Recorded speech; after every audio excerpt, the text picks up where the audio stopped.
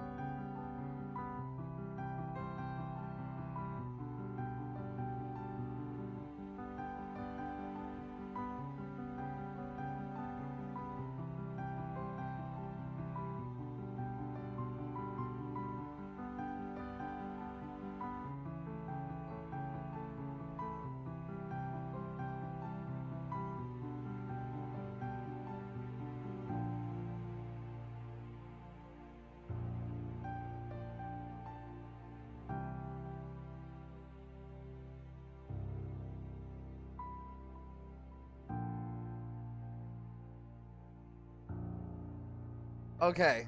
Okay. There is a bad thing when it comes to just winging it and pressing live. That was scary. I had a lot of things. I had 2 streams on YouTube going. Oh, no, man. Come on. Can't do that. You can't have 2 streams going on YouTube at the same time. How bad can it get? Anyways.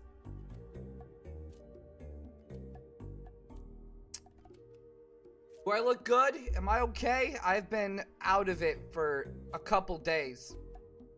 I'm bad. I'm in a bad mood, and I'm about ready to change up the flow about everything and start talking about some things. So, while Stalker 2 is downloading, as you can right now, hold on. As you can see, Stalker 2 is actually already almost finished up. Thank God. Thank God, man. I'm super glad. Okay, so now that Stalker 2 is almost finished up. Can't wait. I'm not even... Okay. Now that Stalker 2 is almost finished up. I got a problem here, guys. I don't have chat or anything going on, so maybe... I know things will be a quiet stream, hopefully. I don't know. Will it? I hope so. Anyways, give me a moment. Let me make sure things are going all right, and we'll be watching some reacts because I have some amazing stuff. I'm honestly switching up lanes. I'm gonna become a kind of like news, like action. I know it's a bad thing already. Not such a it is a very frowned upon kind of place to go. But then we're gonna be playing Stalker, and I hope I like it. I've heard so many things about it. I've heard so many things about it. I honestly want to see it. I'll just be probably playing it. You know how it is. You know how it be. But it's good to be back in the room. Alright? Hopefully. Okay. Well, that finishes up. I mean, I'm gonna go ahead and, wait for it.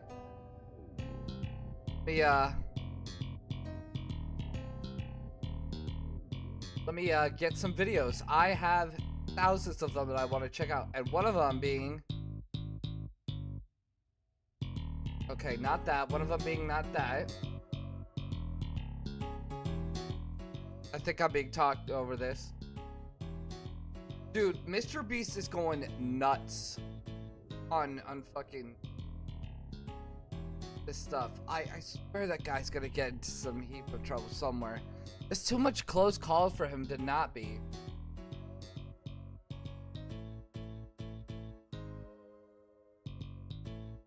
I don't know how he's not in trouble already.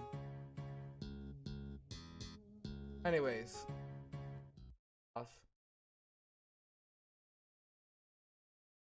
And I have something. Oh, I got into Helldivers, guys. Oh my god. Masterpiece. Masterpiece. It is a master. I am saying right now. Masterpiece. But yeah, it's wild, guys. I mean, the amount of creativity in that game, I think that's the best multiplayer of the year. We're gonna be watching the streamer awards happen. We're gonna watch it. But about not the streamer, Jesus Christ, Game Awards. That's QT Cinderella. QT Cinderella's event. For now, I have another type of thing that we're doing. While Stalker be going over a bunch of videos that I have in store. I actually wanted to start, having heinous takes about everything. And I think that's a pretty good idea. Yeah, I think that's a really good idea to start getting controversial in 2024. No, it's not. Not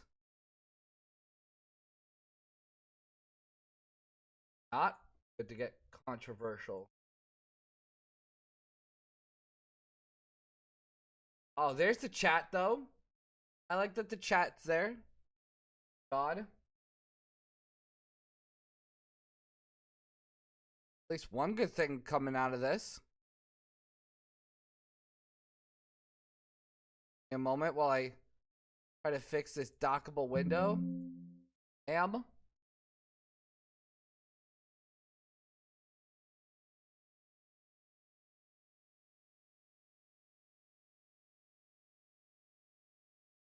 Okay.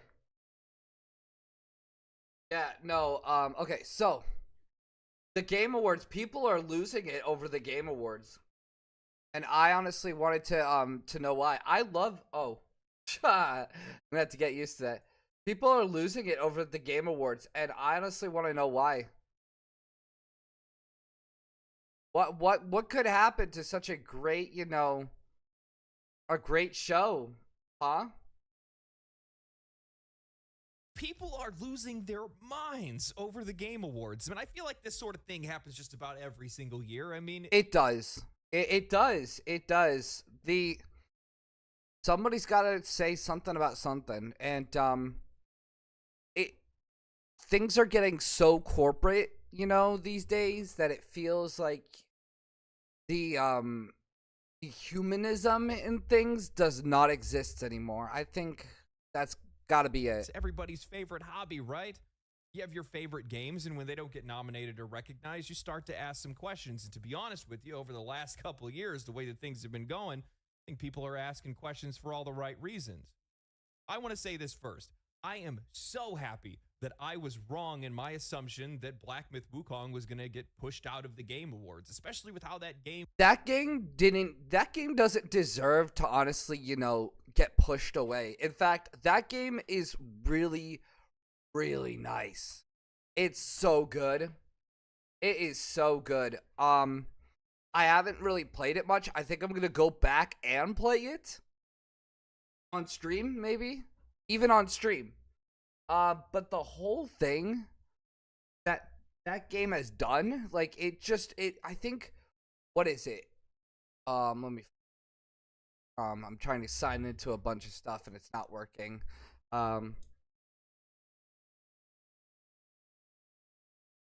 Jesus Christ, can I just, yeah, Black Myth Wukong. Isn't it that studio's first ever game, developer Game Science? Game Science has done how many games? Oh, why am I looking at? Yeah, get the hell out of here. It's a Chinese Game Science games. Black Myth Wukong and Art of War Red Ties. It's been a couple years since that game has come out. It's been a couple years since that game has come out, and I'm sorry to say, it's been a while. It's been a while.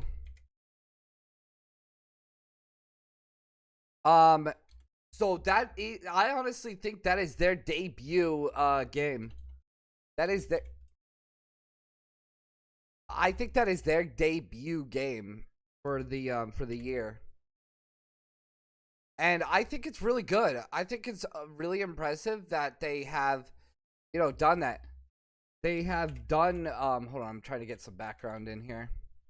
Tavern music from Skyrim. Come on. You.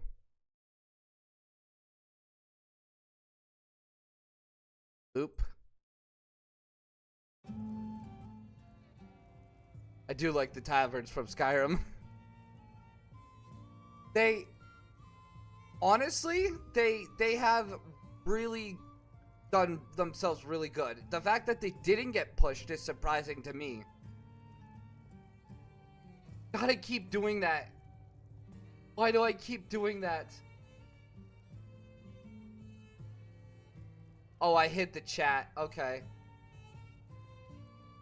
And my view count does not work. That's okay. We're just winging it today. Honestly, we're gonna have a blast. But I think it's something to note that they have done something like this.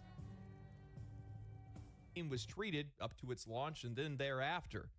It's actually funny. I saw a bunch of people go back to my video from a couple weeks ago talking about that very issue and trying to rub my face in the fact that I was wrong and that it got nominated. I'm just sitting here like, yeah, no, I told you so. Good. I told you so. That happened, especially after everything that game went through. What were you expecting? What did it go through? I'll do it the right way. This is what you want. So this morning, I woke and I looked at myself in the mirror and I questioned everything about myself. Who is this lie? Who is this? Give this man some on YouTube. How dare you say your opinions on the internet? You fool! Nope, never in 2024. I'm so sorry. Now I'm getting a game award. Yeah. But that doesn't mean that this year's award show isn't without controversy. There's actually plenty of it. Not only are we seeing a poker roguelike slip its way right into the Game of the Year category, but we're seeing... And I don't know anything about that game. Where the hell did it come from? Baltro? What the fuck is that? Look, I heard people were talking about it, and IGN reviewed it, and I saw it. Poker roguelike, man? Come on, man. That's not gaming. Sure, that is gaming, but like, what the fuck is Baltro, man? I haven't seen anything go crazy for that game. I'm surprised Dragon Age the Velguard isn't on there. Like, come on, guys. What the hell? Like, why are you leaving out Dragon Age the Velguard? That game is heinous. A DLC and also even some underhanded or seemingly underhanded changes to the voting process before the nominees went up. Now, one of the things that I've actually seen quite a lot of recently is people asking, why are you even upset in the first place? Who cares about these awards? They're meaningless. It's nothing but a show of vanity more than anything else. But I'm here to tell you that they mean a little bit more than that. Yeah, many people plaque dismiss on the Game Awards as a yeah, like a plaque on the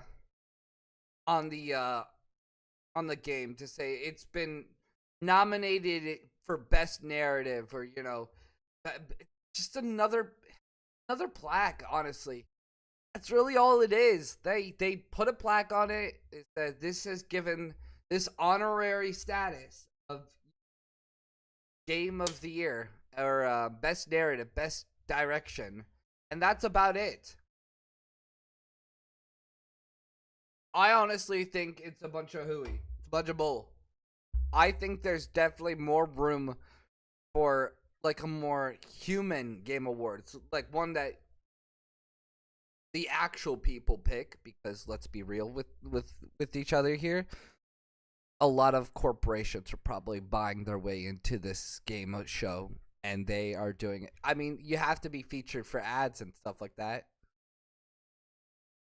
Shallow vanity showcase, a glitzy night where the industry insiders pat each other on the back and there's little substance that comes from it. But this perspective overlooks the tangible benefits that ripple through the industry. Like, look at all the cameos in there. It's literally just a engage with their work. The Game of the Year award in particular serves like as more than just a show. shiny badge. It's a moment of recognition that often carries significant financial and cultural weight. For developers, winning Game of the Year can be transformative. It's not just a morale booster for the team, it's a marketing gold mine. Baldur's Gate definitely deserved it. A surge in sales, and especially I will get to with that the Game Awards one day. coming just before the holidays, as both new and returning players flock to see what made that game so special. It's the kind of exposure that the most aggressive advertising campaign can't buy, because it means that your game is genuinely one of the best of the year, if not the best of the year. I bought Baldur's Gate for that reason. I was like, whoa, what the hell is this game? How did it get, this popular? Where the hell did it come from? And so I got $60 from, I got $60 every Christmas. I go in and, well, things are costing $70 now. I get $60 every Christmas, and I go and I buy the Game of the Year. Well, that's the way to shell out your money. That's one way to shell out your money, yeah.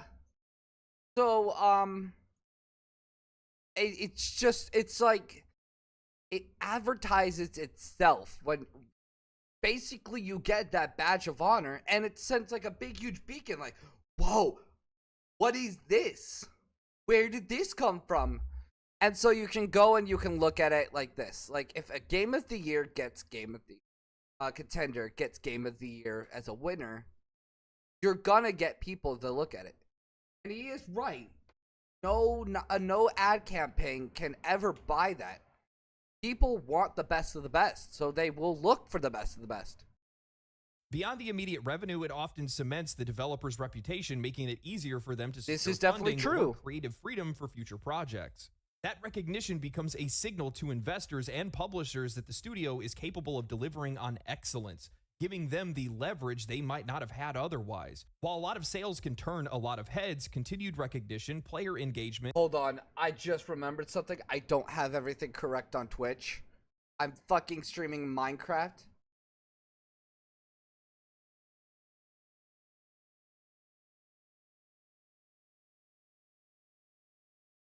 I'm streaming Minecraft. I'm streaming Minecraft. Hold on.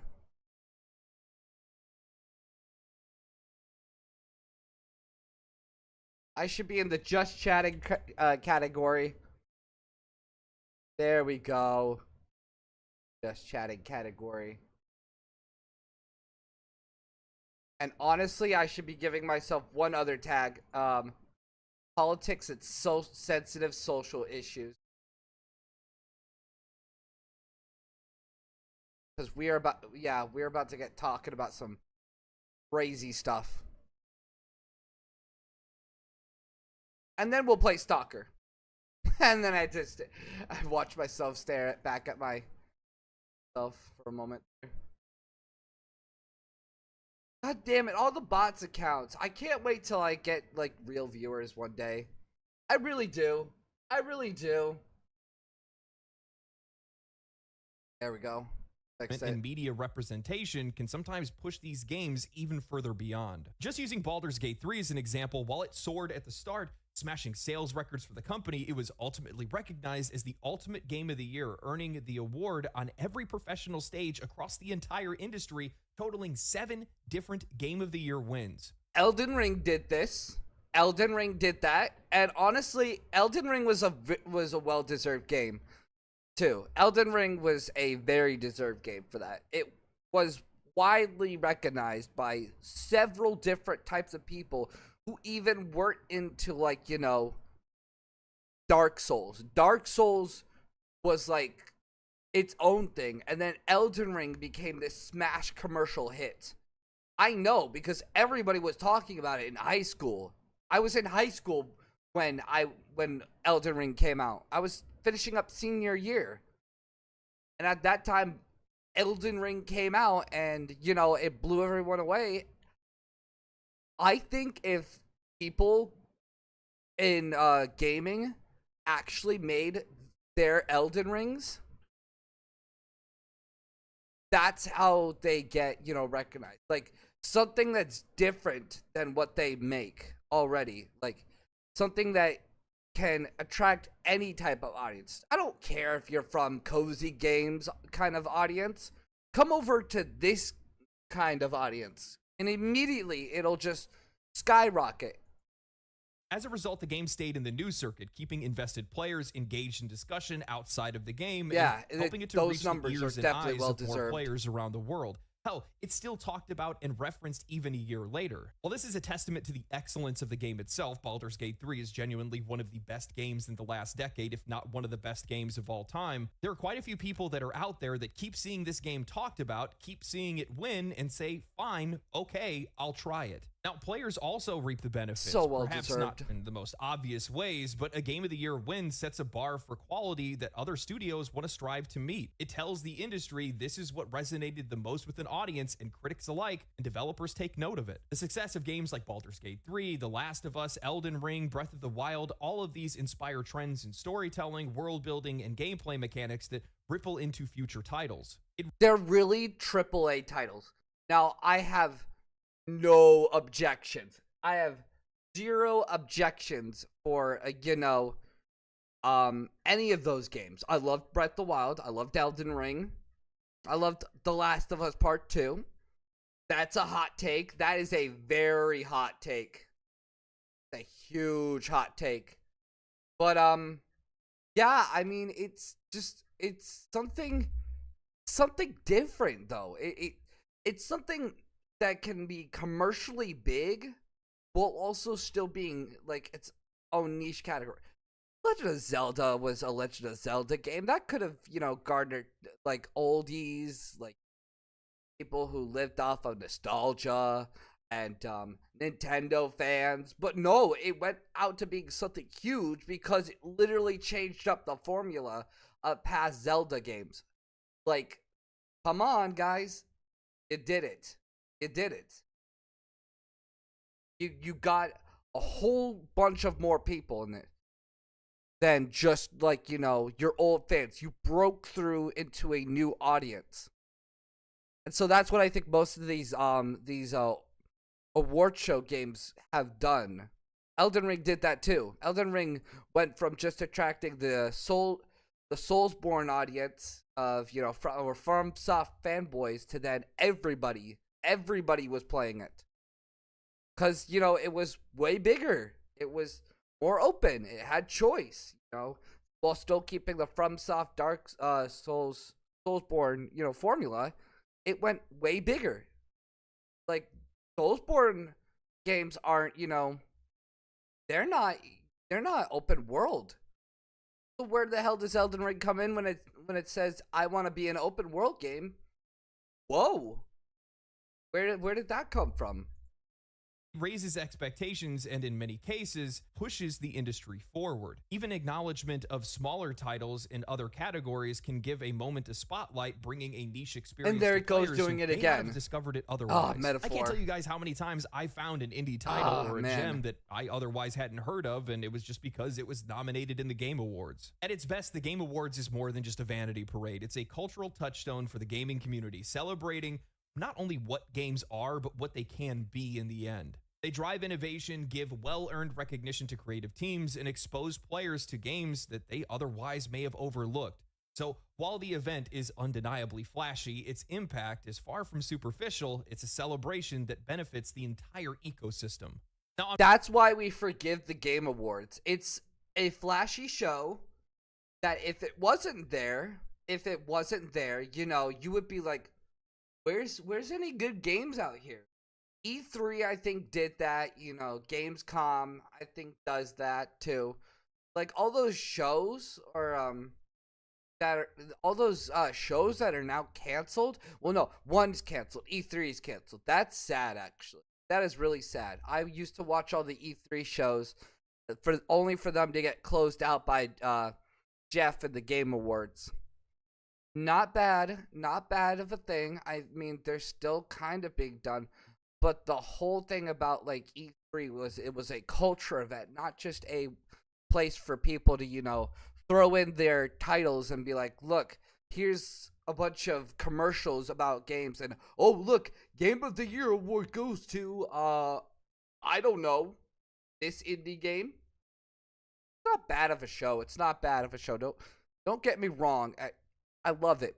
But all the cultural events, like E3 and stuff, should have stayed. I'm not saying that the Game Awards create success by any means. It's just that they're giving them a little bit of an extra nudge, that little extra added momentum that's helping them get even more successful than what they were at the very start.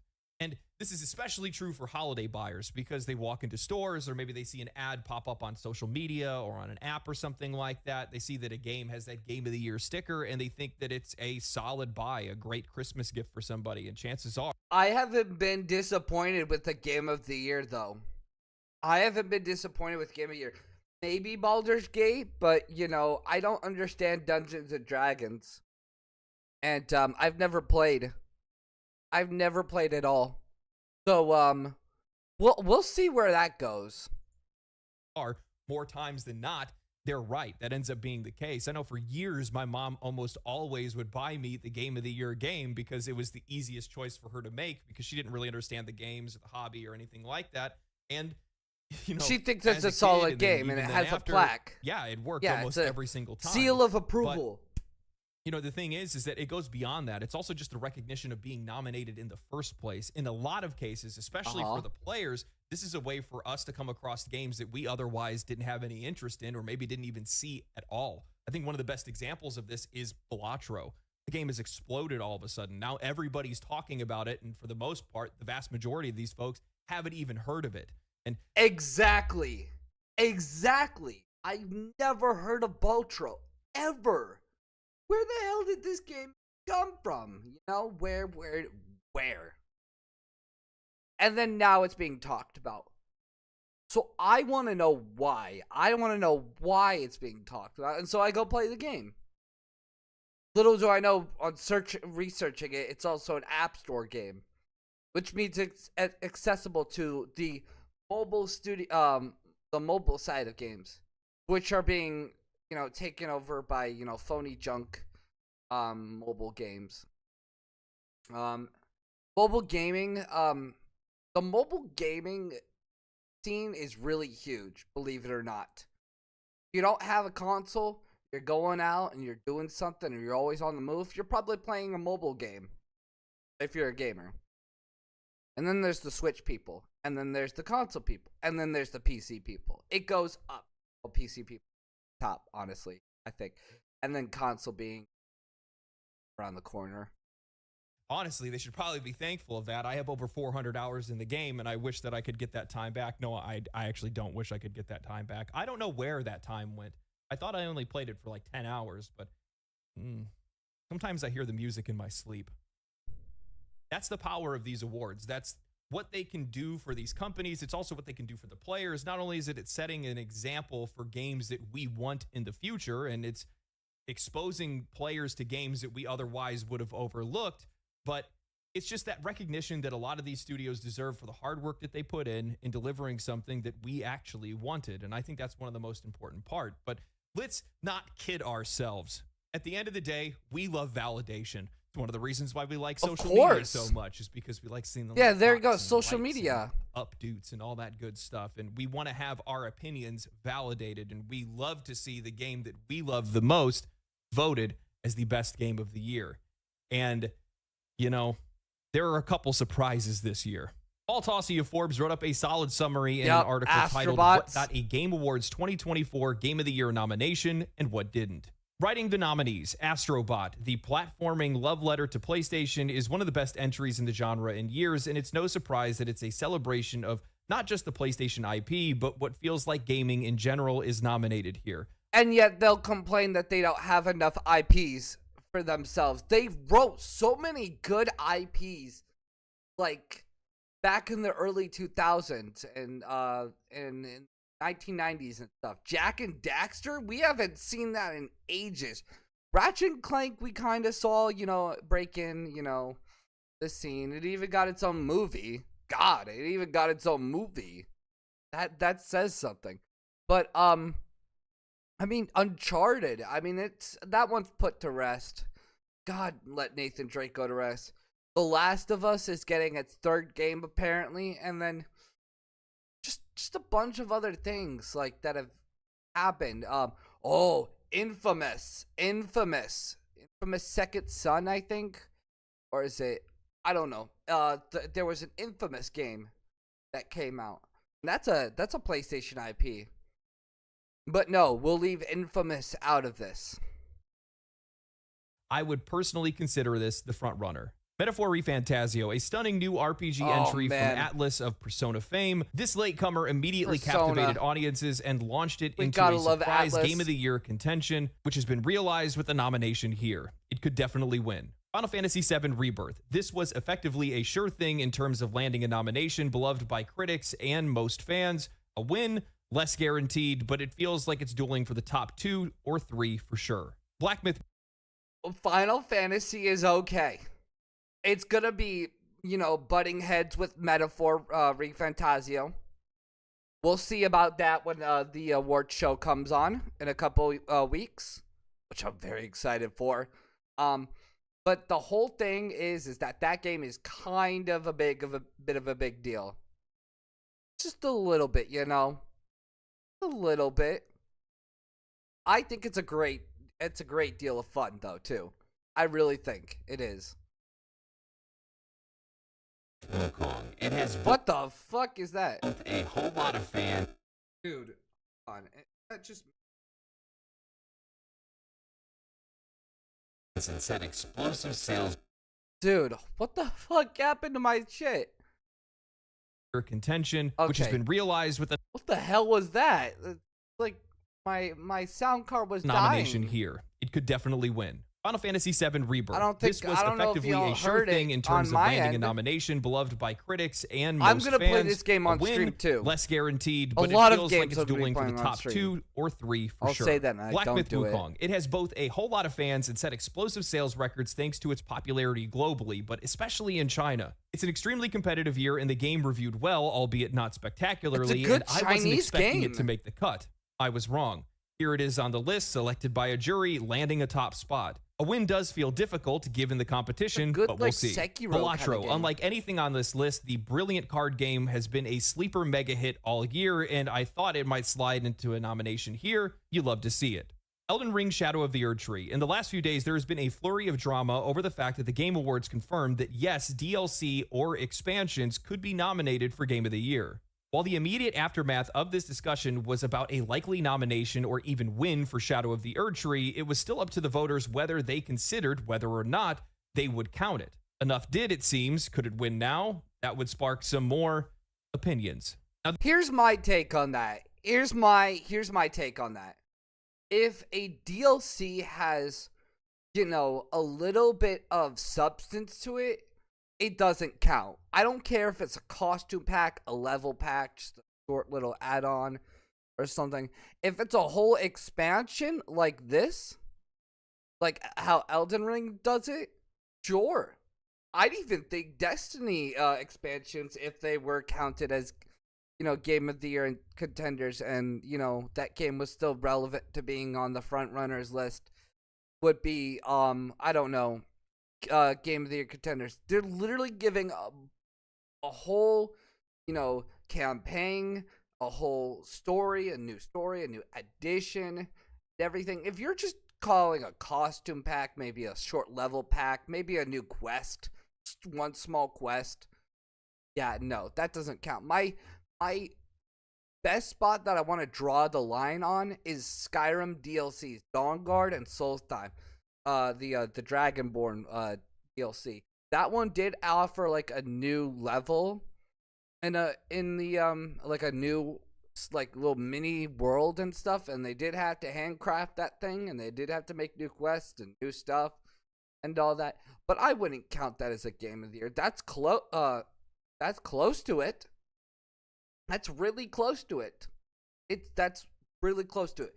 Go a little bit more further and like have every core part of the game touched on just as much as the game was touched on release, and then you have a Game of the Year contender. These are the games that did not receive nominations. Helldivers 2, an explosively popular game that shattered perceptions of whether Sony could produce a live service hit. It has certainly had its ups and downs since its release, but it's hard to forget that stellar initial launch period, and it's a multiplayer entry that failed to get a nomination. This may be the biggest snub if we're playing that game. Silent Hill 2. This one was bound to be controversial as a remake, but Silent Hill 2 put up a large amount of nominations overall before the Game of the Year slate was ever even announced.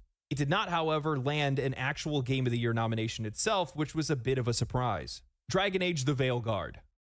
For Silent Hill 2, I honestly think, oh man, I think, if Resident Evil 4 could have done it, Resident Evil 4 was a remake as well.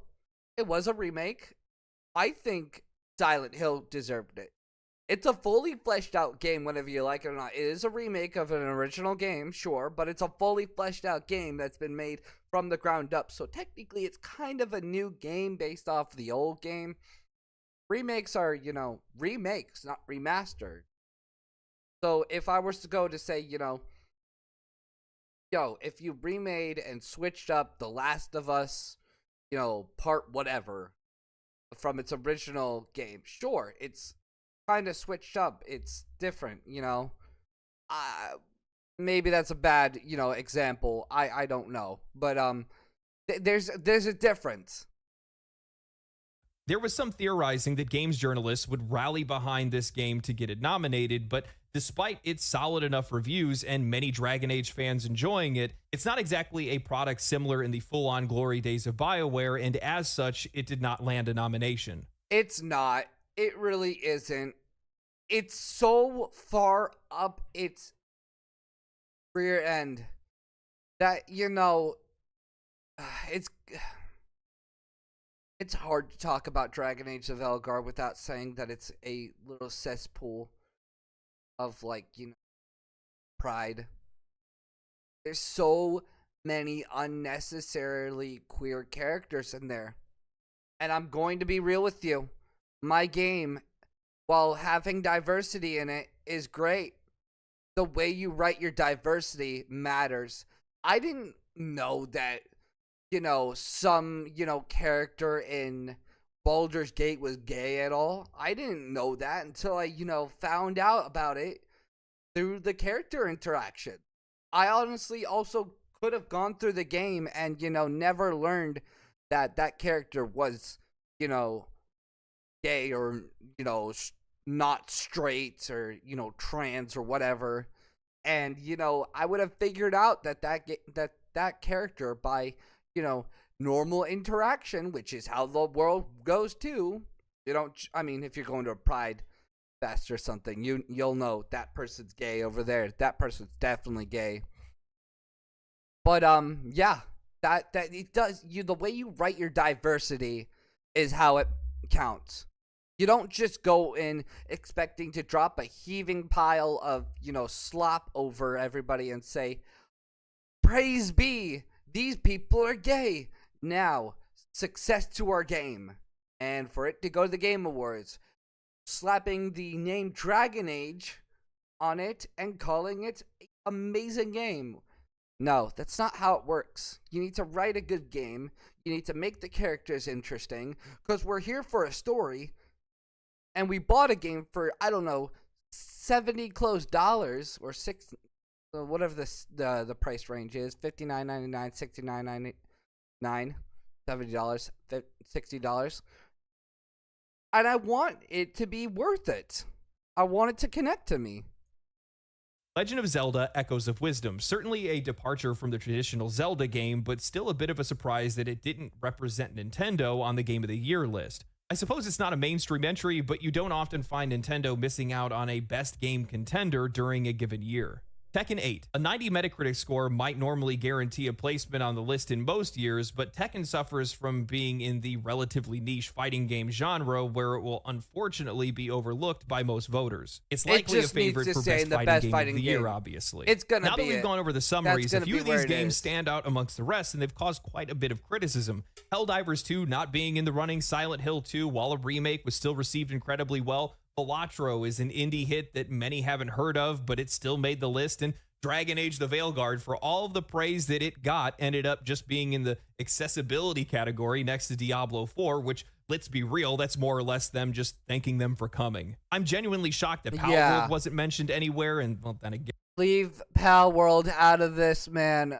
Oh, I really want this game to just stay up. Don't let Nintendo see that game in the Game of the Year.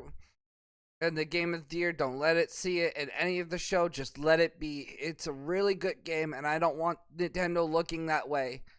It's really good. I play it on my Steam Deck. I have so much fun with it. I'm glad it's on PS5 too, as well as being on computer and Xbox. Please, man, just leave it be. I don't want it to go anywhere else other than it being just where it is, as a great, rebellious game of, breaking the formula and stuff like that. Please let it just be it, staying there. Again, the media really torched that game on release, but the biggest sore thumb is Elden Ring Shadow of the Erdtree, a DLC. This has to be the first time ever that we've ever seen a DLC creep into the category of Game of the Year, and people have been talking about it. While most people seem to generally agree that a DLC shouldn't be in the running for Game of the Year, and are really upset that it likely will push out whatever their favorite game is, there are some in game development and games media that have begun to push back. As an example, Greg Miller of Kind of Funny Games tweeted out saying DLC should be eligible for Game of the Year. It's a game people played this year. If it's that good, it should be honored. Thomas Mahler of Moon Studios also tweeted out saying, it seems that a few people are upset that the Elden Ring DLC has been nominated for the Game of the Year award at this year's Game Awards. Let me be clear, I'm 100% on board with this decision and told Jeff Keighley the same a few months ago. The industry is changing and we're moving from box products and sequelitis more towards games that are kept alive. It makes sense to do so. I think that in the future, we're going to see more and more games that are treated as mere platforms that are receiving updates continuously, and we should celebrate those achievements just as much as we are celebrating entirely new products. Stalker 2 might be Now, I could go through a ton of other examples. A lot of the conversation is revolving around the exact same thing, but I just want to say that the quality and vastness of the content is not in contention. Shadow of the Erdtree was exactly what fans wanted and more. It's one of the biggest highlights this year. It was one of the things I was looking forward to playing most this year. With that, yeah, man. Like, look, see, I agree with some people. It's a bit sketchy to have a DLC finally be featured as, like, a Game of the Year contender. That's huge. That means Elden Ring would win back to back if it did win. Not saying that it will, because so much controversy is behind it, and I'm rooting for Metaphor, honestly, anyways. I'm waving the flag of Atlas over here. But, I think for one thing, it's, it's just better. It's just a better, like, it's another thing to do in Elden Ring. They're talking about, like, adding, more stuff to it. And people liked it. He said it. He said it himself. People liked what was added. People were looking forward to it, and it's good. This, like I said, substance always matters when it comes to bringing in a DLC. You're just bringing in a costume pack. I don't give a shit. I want my base game. This is another maybe rough example. Final Fantasy 16's there's small little levels that, had a new world to explore, a couple new quests, a couple new gear, a couple new bosses. That game is amazing, by the way. And then there's 2 new things. You don't see it going back into the to the Game of the Year. I don't even think it actually had a chance to win Game of the Year last year. God, it should have. Nah, maybe in the back of my mind, I want it to be there. Yeah. That said, it doesn't matter if Shadow of the Erdtree was 4 times the size of Elden Ring. It's a DLC, not a game. You have to own the base version of Elden Ring to play it. It's not a standalone title, and from my perspective, this sets a bad precedent not only for the Game Awards, but for the industry, especially because now we are just normalizing games, especially single-player games, becoming a continued platform that is recognized for the same achievements as newly minted titles. Developers making brand new games incurring significantly more risk in doing so. They're not just continuing a game that's already successful. DLC is released every single year for an assortment of games. There is no reason that there shouldn't be a category for best DLC or for the games. That was what I was waiting for. He hit it right on the money. If you have a best DLC category and you let that one be in there, that would have probably cleared up a bunch of people's, concerns for, oh my God, why is a Game of the Year being in the Game of the Year a DLC? Why is it Game of the Year a DLC? Not, why is it just... See, if there was a DLC category, that would be the only one that's on. They don't have room or time to make that. They're probably going to think about it at some point. Maybe not. I don't know. As, maybe this controversy is good for the Game Awards. Maybe they'll have more people watching in hopes that Elden Ring doesn't win. But, I digress. With the DLC to be included in Best Ongoing Game. Are we supposed to believe that making a DLC is just as challenging as creating a new IP from the ground up? So from my perspective, depending on what you do with the DLC, sure. That Shadow of the Erdtree is a whole new expansion. It's, like there's new enemies, there's a new world. It's like a side. It's like a side project from, just the normal stuff that, Elden Ring has to offer. So it makes it should be very apparent that maybe, yeah, it is kind of challenging to make that kind of content. I wouldn't say that, putting a new model or character costume or maybe just one little level is like, challenging. I think if you're talking about a new level or maybe a new quest line or maybe something like that, that's, a little bit challenging. But making a whole new expansion, yeah. Yes. Perspective, it actually feels as though Shadow of the Erdtree is more or less a proxy that was put in place to block the nomination of something else entirely. Whether that was could Space be a good 2 theory. or Helldivers 2 or maybe even Dragon Age the Veilguard. Now, I realize this is more of a conspiracy than anything else, but keep in mind, Paul just said there was some rumblings of games journalists that were trying to push Dragon Age the Veilguard through, regardless of everything else that was going on. And those game journalists can get it. That game is, while it being good, I think the glory days of BioWare and the Dragon Age name are far gone. I'm sorry. I was a kid when Inquisition came out. Where has Dragon Age been all this time? I mean, yeah, it takes time to develop a game, sure. But the way that game came out, no. I'm glad it's not in the Game of the Year. So, but then that does raise a good question. Where are these other games that could have made it? Like, that's only one spot. One spot has been taken. What could that game have been if it wasn't Baltro? Going on around that game, and maybe forcing Elden Ring Shadow of the Erdtree into the conversation blocked that game or some other game from being nominated. It's too easy to vote for. It's likely the most widely played game this year by the most people and one of the most well-known names in all of gaming. It would be like if Baldur's Gate 3 released a DLC. It would be the exact same thing because it's the most popular game. It's one of the most talked about games, and everybody has seen it, especially if we're talking about the panelists that they've included in this, and we're going to talk a little bit on that as well. But I've seen a lot of chatter about Balatro specifically. While there's been some people pointing out Shadow of the Erdtree, a lot of it's actually been pointed at Balatro and saying that it doesn't deserve to be on the list. And while I think you could maybe make a case for some of the other indie hits that came out this year, the game deserves its nomination. For the people that are out there that are just thinking that the game is purely poker, I'm sorry. You haven't played the game. You have absolutely no idea what you're talking about. The amount of people that are trying to minimize this game while saying that all the other games are that much more innovative and creative when they're quite literally just copies of other games themselves is ridiculous to me. It is. And plus on top. And maybe I don't know what it is, so maybe I'm, shitting on the wrong thing, to be honest. But, I mean, I could check it out. There's nothing stopping me, or maybe watching a couple of games. I don't understand poker. I don't think many gamers do.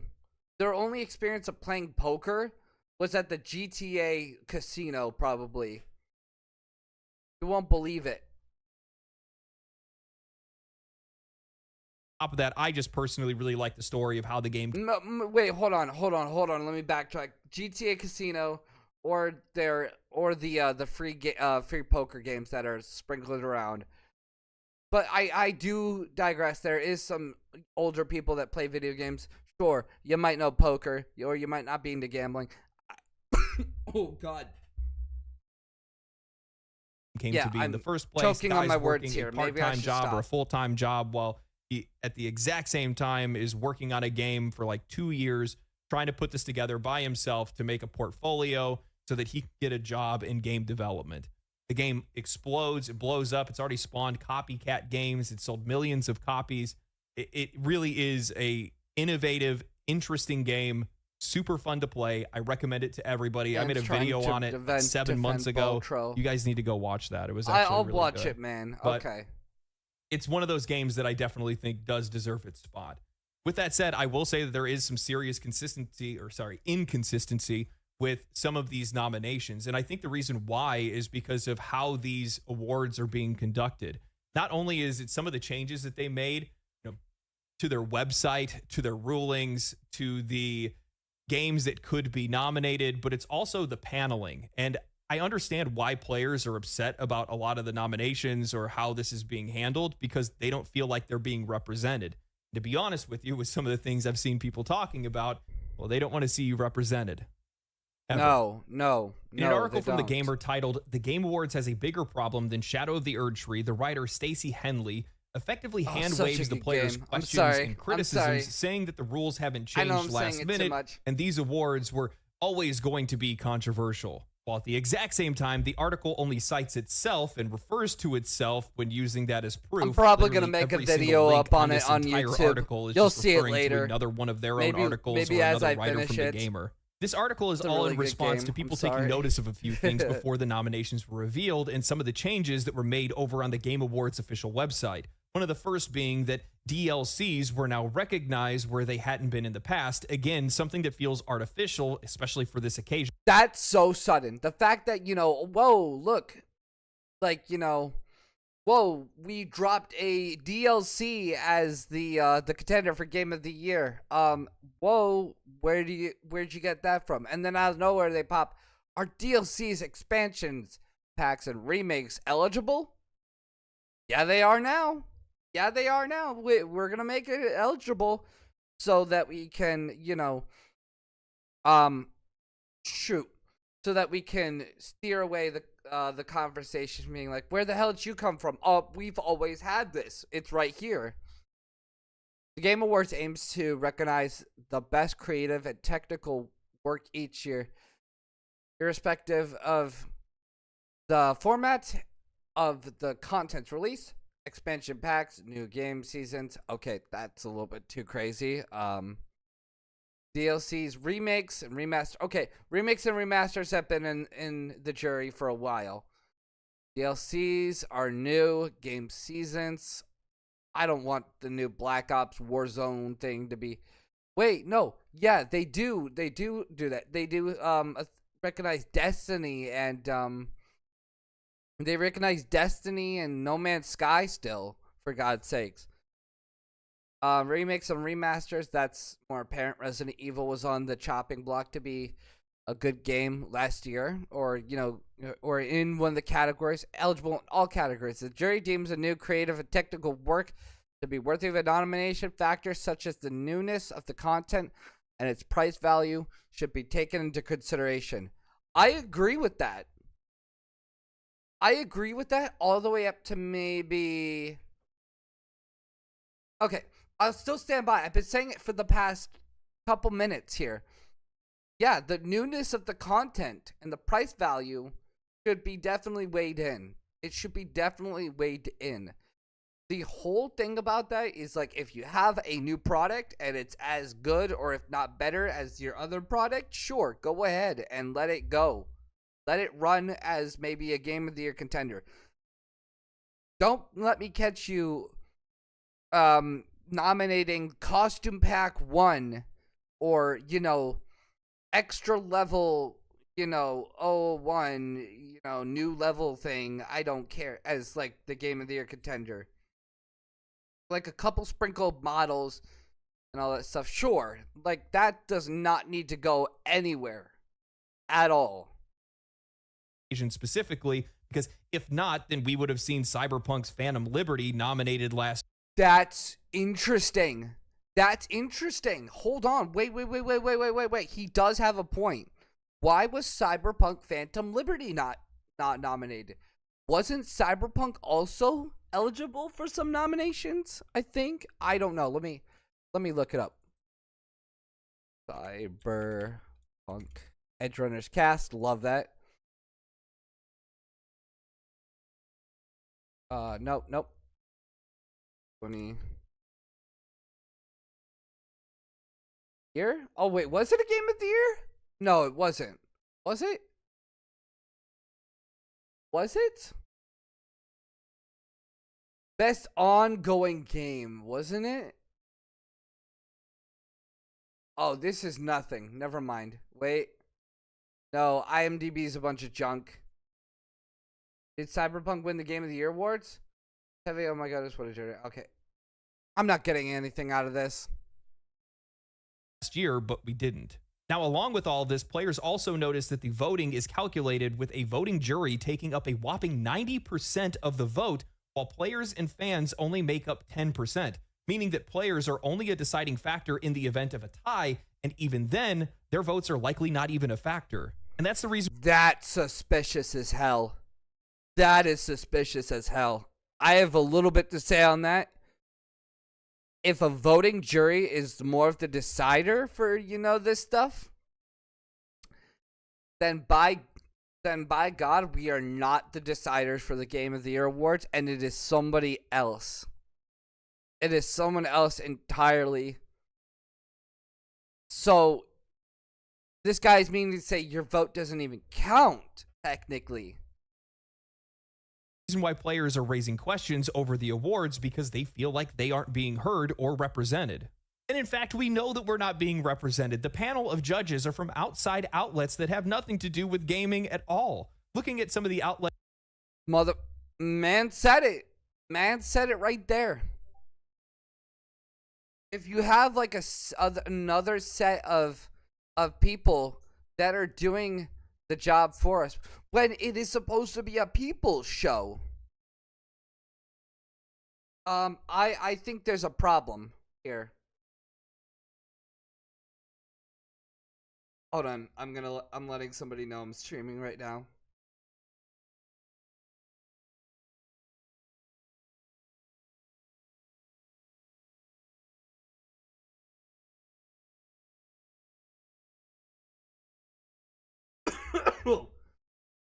Whoa. Okay. Outlets in the U.S. We have Entertainment Weekly, the LA Times, the New York Times, Pride.com, Rolling Stone, The Atlantic, NPR, and Variety. Looking at the UK, we have Discussing Films and The Mirror. Many of these sites and magazines are nothing more than celebrity gossip and tabloid magazines. Nothing representative of gaming culture, the perspective of players, or representative of the industry in any way. I'll be straight with you guys. This makes no sense to me whatsoever. I know that Jeff Keighley has been pushing for the award show to be more like the Grammys or something like that, upping the... God, I hope it doesn't. No more commercial shit like that. Hold on. Let me fix that. Let me actually throw that in another thing. There we go. God, I hope it doesn't. If it does, it's gonna be bad, because then it's gonna be just commercial. It's just gonna be damn commercial, and we don't need more commercial. We don't need more commercialized stuff at all. We just don't. We don't need any of it. It doesn't speak, It doesn't speak to people at all. It doesn't, read well at all. It feels commercialized. It feels like without substance, and people like more human stuff now. A lot of people, we were liking commercial and corporate stuff a little bit, and then we didn't. I don't buy from like the big top brands anymore and stuff like that. I buy some niche, like some niche maybe influencer product to support their influencer. And maybe, something else. Like, this is a HyperX. I mean, that's not huge.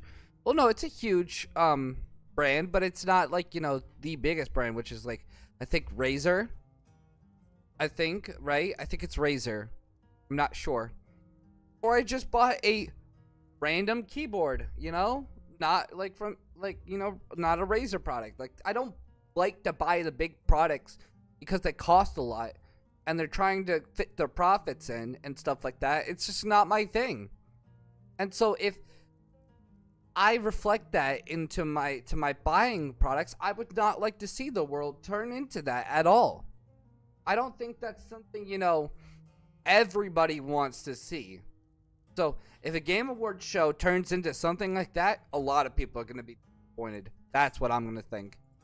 Annie each year, but this feels like groveling at Hollywood's doorstep more than anything else. Jeff, we're winning. Our industry dwarfs music and television by a country mile. We do not need their approval. And frankly, the last thing that any video game player wants is Hollywood's influence in the gaming industry. Henley. No. Absolutely not. You have Hollywood's influence in video gaming. It's gonna be bad. It's gonna be bad, man. There's gonna be so much people like crying out, like, you know, stop this, stop it. There's gonna be petitions. I can see it. Gamers escape Hollywood for a real good reason, because we're kind of different from, you know, generic Hollywood. We're making games here. Sure, there's like AAA cinema, like you know, AAA games that, you know, feel like a cinema, like a movie, you know, like The Last of Us or something, or as compelling, compelling stories as good as the movies. But we're trying to be, you know, in a different category other than movies. We're not trying to associate ourselves with movies at all. Chalks up the awards being controversial no matter what because of toxic gamers, hand-waving their concerns, saying maybe it's more controversial this year because of everything that's going on in gaming. There are a few who dread Shadow of the Erdtree's potential nomination on quality. It's roundly considered an excellent expansion to an excellent video game. The issue is the principle of the thing, and gaming has been short on principle this year. A groundswell of toxicity has risen unchecked this year in gaming. It has an outsized influence in the YouTube algorithm and on X, the everything app, as long as it aligns with Elon Musk's increasingly erratic views. But it is still disheartening to see gaming companies shove their fingers in their ears, though it's impressive that they manage to do this while their heads are buried in the sand at the same time. I don't expect Keeley to address this on the show, and I don't think he could say anything to help, but his stay out of everything attitude will not wash this time. He'll be in the meat grinder with the rest of us, and it remains to be seen how a man buoyed by populism and never having a public opinion beyond loving a video game deals with that. She then goes on to say that if Black Myth Wukong and Stellar Blade don't sweep the awards, then gamers are going to feel like the entire thing is rigged. And after stating, Stellar Blade is not it. It reminds me of Nier Automata way too much. It's a great game. I played its demo. It's a cool game. It's just not the thing that we want, like, on the front face. I think Black Myth Wukong is gonna sweep stuff up. Maybe Metaphor. Not Stellar Blade. This is gonna be a real heated show. But I'm going to tell you this. I'm going to tell you this right now. If stuff like Stellar Blade is featured up, there is definitely something going on. I don't hate Stellar Blade. I think it's really good. I'm anticipating to get it one day, just not now. I tried the demo. It's cool. But, you know, I'm not in maybe the Korean aspect of that kind of game. But maybe not the flashy girls and stuff like that. It's Gooner game. It's Gooner... It's Gooner game, just like Gooner Robot, you know, Nier Automata. When these folk demand Black Myth and Stellar Blade sweep the board, I see replies like, what about Final Fantasy? What about Astrobot? Yeah, what about Metaphor? What about Infinite Wealth? What about Dragon's Dogma? What about Balatro? What about 1000 Times Resist? And the reply I see from these apparent fans is always the same. I haven't played most of them. Yeah. These people don't even have opinions on games. They just like being mad. They're the only people who ever cared about Dustborn or Unknown 9, and yet they parade around their heads as if they bested Rob Stark. If this campaign had started a few months earlier, Hogwarts Legacy being snubbed at the Game Awards 2023 would have been huge news. Yeah. People that like Black Myth Wukong and Stellar Blade are immediately looped into the group of these people, games that only had controversy because it was manufactured by games media, and the players felt that they had to stand up to protect those games that they love and enjoyed, and they want to make sure that those games are recognized. Right. Half of us just want to play a video game, man.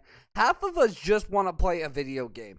I look to my brother, okay? I look to my brother and I'm like, yo, you ever heard of you played Stellar Blade at all? And he's like, no, I'm not interested in it. And I go, I'm not interested in either. It does go crazy. So, you seen Dragon Age? I've seen a couple YouTube videos on it, but I don't like it. No, I haven't played it. It just doesn't appeal to me. We want games that appeal to us, not a fucking, drama, not a fucking drama fest of, this and that and the other going back at each other with, some controversial news and stuff. I don't think that's what we want as, I don't think that's what we want as gamers, really. I really don't. Some of us are interested in it, but that's just Twitter for you. That is literally just Twitter for you, trying to be mad at everything. Just to be feel validated. The only solution to players not feeling represented by the industry is to have the industry speak out against those players that you disagree with, to put them in their place. And you're upset that Jeff Keighley doesn't want to get caught in the middle of that and feels like it's not his place to do so. This is no different than the media campaign to get Keighley to say anything about industry layoffs. That would have any impact outside of virtue signaling over something that you can't control. And ultimately, he does carry a big responsibility over him. One thing I will say is that he is literally he's showcasing the video game industry in front of a huge audience of thousands of people. His decision, his voting jury gets to decide what game of the year is the game of the year. Not the people at all. We just learned this. The gaming jury. Not the gaming jury. The voting jury gets to decide this. So he gets to name which game of the year based off of his committee. That's a huge thing to carry on top of your shoulders. Does he deserve it? Yeah, he does deserve the pressure. Definitely does. You're literally going and you're making a certain game be the certain defining game of that year that will have complete commercial success for many more years to come because it's recognized as a game of the year. Don't even understand. If you're wondering where all of this is coming from, it's because we're already dealing with so many issues where players are not feeling represented by these gaming outlets. Our perspectives are not shared, and oftentimes it feels like the media's perspective seems adversarial to its own audience. The That's media why is players always are speaking against out. us. It's only controversy because you made it controversy. The disparity in representation of the Game Awards voting process highlights a troubling disconnect between the event and the games that it's supposed to celebrate. When 90% of the vote is controlled by a jury of industry professionals, who a lot of them have nothing to do with gaming at all, it undermines the credibility of the award. God, somebody's saying it. He's saying everything that's right. If you're not involved with gaming at all, but you're still dictating what is that year's best game, or that genre's best game, you have no place with us at all.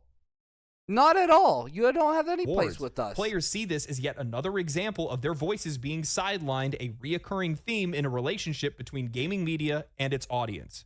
This isn't about players just wanting popular games to win. It's about us feeling like our preferences, priorities, and experiences are dismissed in favor of industry politics or critical preferences that don't align with the average player's perspective.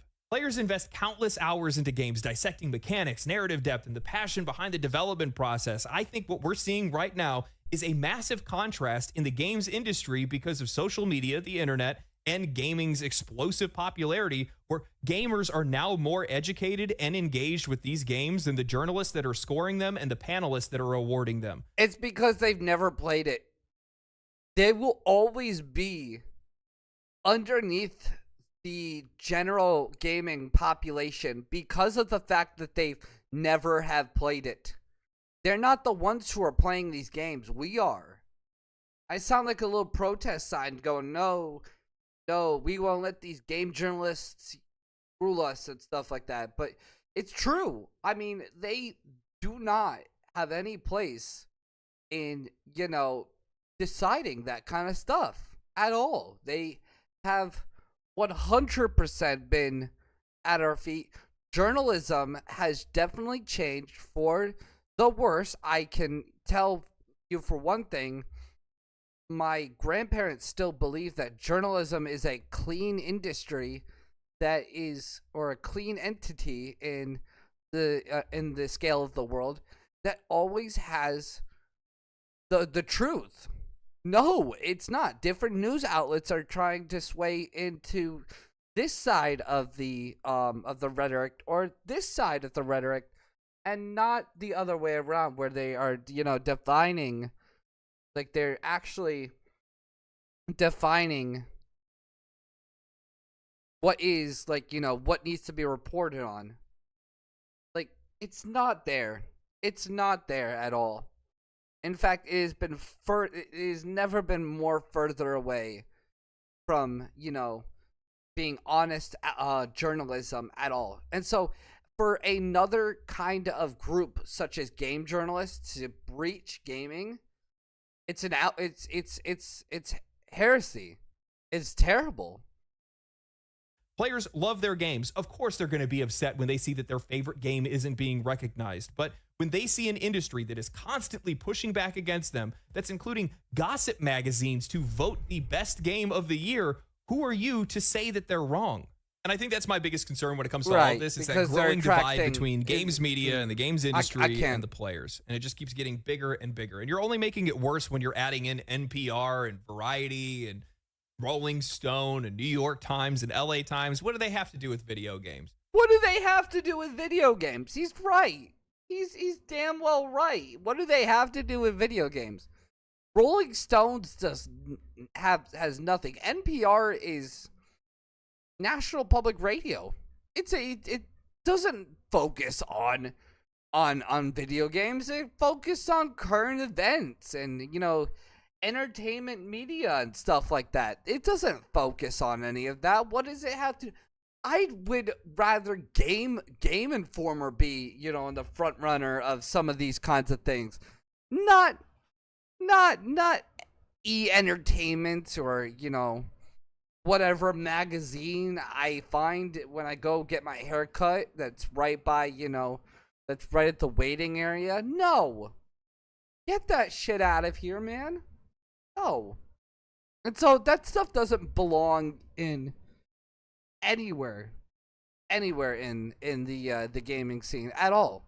He's right.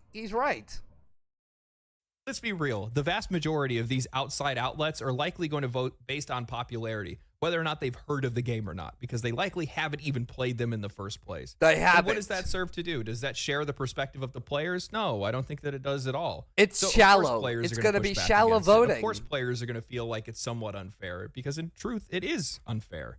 And I think it's really important that these games are represented the way that they should be, because there are some really tangible benefits to being nominated, to being awarded. And, from a player's perspective, if I see Elden Ring Shadow of the Erdtree win Game of the Year, am I going to be happy? Sure, I really liked it. It was really good, but I also don't think that sends the best message to the industry. What are we teaching them? What are we telling them? Yeah. Are we going to be optimistic about it and say they're going to go, oh, we just need to make really good DLC? Or are they going to say, hey, our single player games, why do we need to make sequels to any of these? Why should we bother making new IPs? Maybe instead what we should do is just continue to add on to the games that we already have, which they've been doing in the past, but maybe now they want to push into it even further. These game awards definitely decide the industry just a little bit more than you think they do. I think if Breath of the Wild didn't win some awards, I think it did win like a Game of the Year award. I don't know. I'm not sure. Did it? God, now I'm.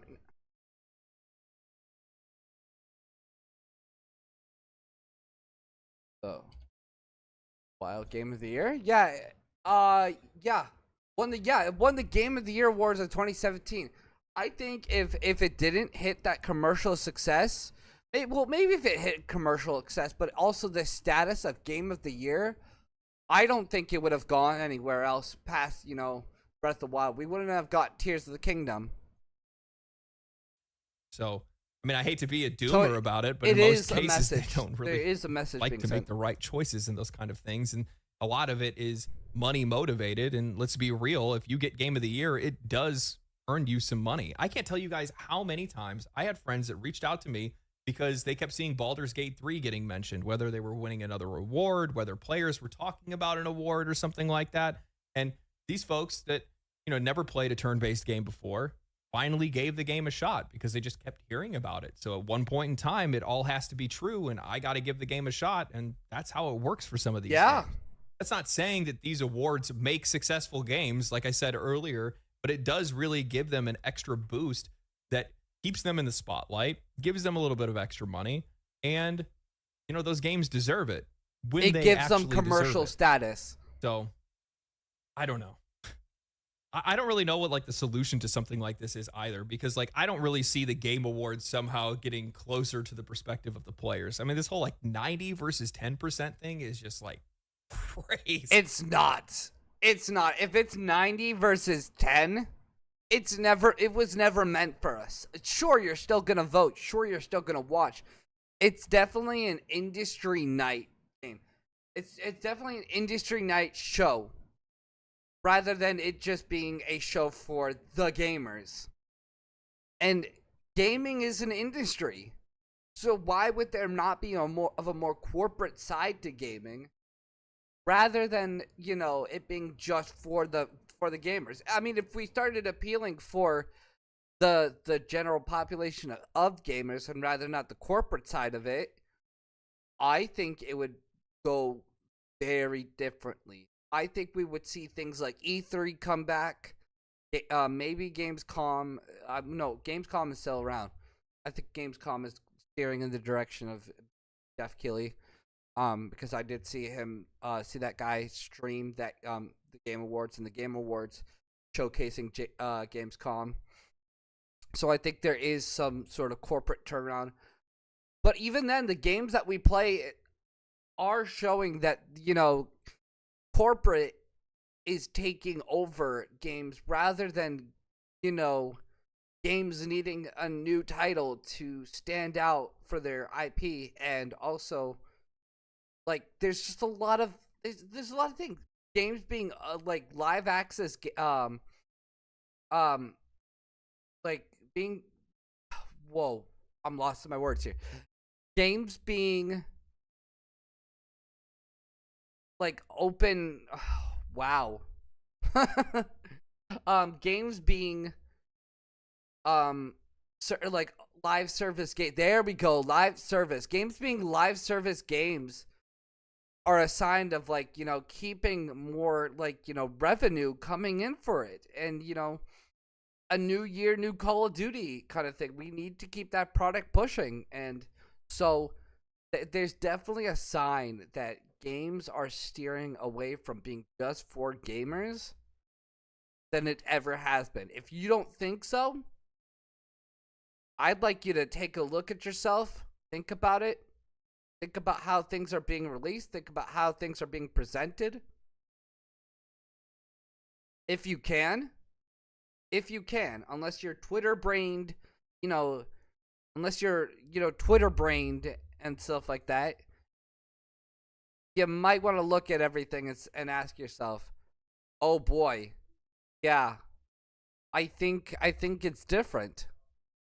See, to me, why do you even have us vote if that's the case? Because 9 times out of 10, our vote doesn't matter. Right? Well, I guess it's probably not really exactly how the math works, but No. I would guess that the vast majority of times our votes don't even really count. I would almost bet that they probably don't even check it to begin with. Why would you? And they're not even necessary at that point. And yeah, I don't know. Anyway, tell me what you guys think. One of the other things I'll bring this up to before I finish. Looking at some of the awards and some of the different nominations, things don't really make a lot of sense. Because looking at like ongoing games as an example, how is Diablo 4 voted for best ongoing game, but we're not seeing Warframe as an example, or Path of Exile? Yes. When those games are not only more popular, but more successful and also more liked by their communities. I mean, Path of Exile is an example. They've been developed. Warframe's getting a new update soon. Yeah. What he's talking facts here. We're going to end this video and we're going to get to Stalker 2. But yeah, he's talking facts. Where is Warframe in this? Where is maybe something like Destiny? Yeah, I know Destiny's kind of crazy, but there is a fan base on there. There's literally a student in my college who like talks so much about Destiny. It's crazy. But yeah, there is something to that. Like, why are these active games that are like ongoing and actually being supported, not the ones that are being put in their categories? And that just makes you ask, like, is this really a game award show for the games, or is it a corporate, is it a corporate show for, people to buy themselves into it? We'll never know because we're not behind the scenes looking behind the curtains, and those curtains will never open up to us except for maybe a whistleblower. But yeah, I mean, it's weird. It's so weird. Developing and continuing to support the base game while they're making a new game, and then plan to still support both equally in the future. How are you not showing some love, appreciation, and shining a spotlight on that, especially for the kind of value that it brings to the players, the kind of appreciation it shows to the players? I saw Asmongold recently brought up another Crab's Treasure for games of impact because of how well it does Asmongold. Environmentalism and things like that. Metaphor would be another really good example of a game that could make it into games of impact. It's one of the very few games in the last few years that I've seen be able to cover a topic like diversity in the right way. It does. And I will be actually making a video about that too, as well as it being a great game. I'm going to be covering about games that cover diversity right. That for one is interesting. You walk around in Metaphor and they're not just saying, "Oh, look, it's you. Get out of my face." They're like, "Ew. God, he's ugly. Don't look at my way, peasant." Puh. Get out of my face. Like, there's inferior races in that game, and there's more stronger races, and there's, like, huge diversity in that game. Maybe that's not the one that, wants to hit, and maybe, just maybe, it's actually, being controlled by somebody else. You would think. But I like, once again, I digress. Maybe there's something in deeper into it. Okay. We're gonna get into Stalker 2. I can't wait for that. It's been an hour. We could start talking about Stalker now. Let's get into that. Woo! I can't wait. Stalker 2 is gonna be great. I haven't actually played Stalker, but I've seen some stuff about it. People are liking it. People are playing it. People love it. It's on my Game Pass. I thought, why not? Why not? So let's go ahead and let's play it. Because I was going to play Call of Duty. That game was kind of lame. And I just wasn't feeling it. I don't know if I want to play another COD. Not at all. So we'll be playing Stalker. That is something I will definitely be playing. Sure, everything's okay? On my end, yeah, everything's okay. Okay. Feel ready to go. Get my tavern music for a little bit.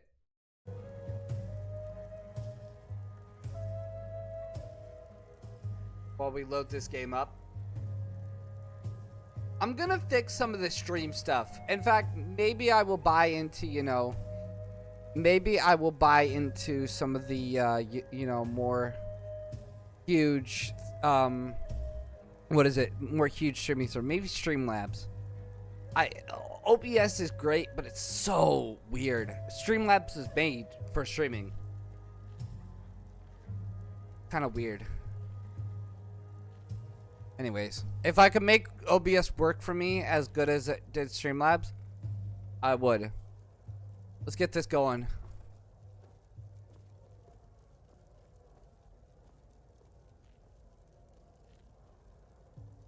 Oh god, I gotta sign into my stream. I mean, I gotta sign into my Xbox, I think. Let the app access your info? Sure.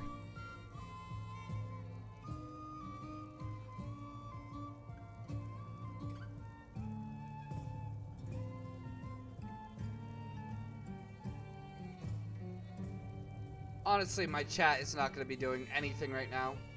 I'll just keep it off. I'm not even that big on it.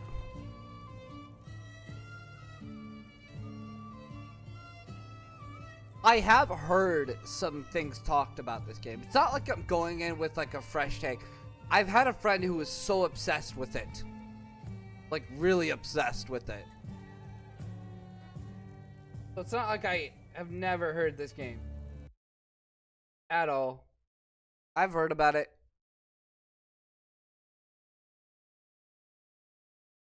Woo! Go. The fact that this game is being made in Ukraine too is pretty crazy. There's a war going on out there. You would think that they would have to evacuate, but no, they're gonna make their game. They're gonna make it. The story's a work of fiction. Yeah.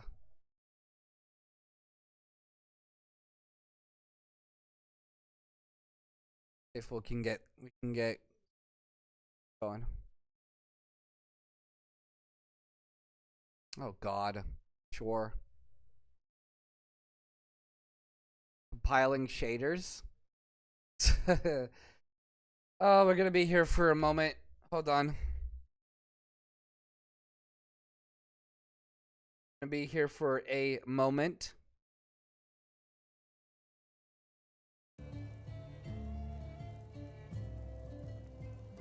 Honestly, when I think about the Game Awards, I loved it. I watch it. I bring my brother in, which I will this time too. He's wanting to see the Game Awards happen as well, and he wants to see them go down. We're gonna be watching it on December 12th when it comes out. I think it's December 12th. Let me check my calendar. Yep, December 12th.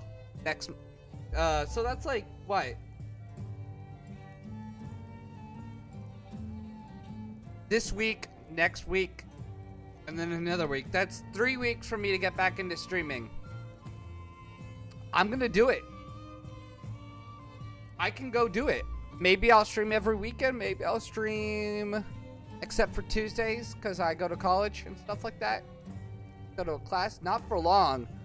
That's gonna be finished up and I'm gonna have nothing to do. Maybe if I'm like busy or something, I won't stream. Or maybe I'll stream at night. God, I won't be having much to do anyways. So why not? Why not just go ahead and just drop it? Drop the live.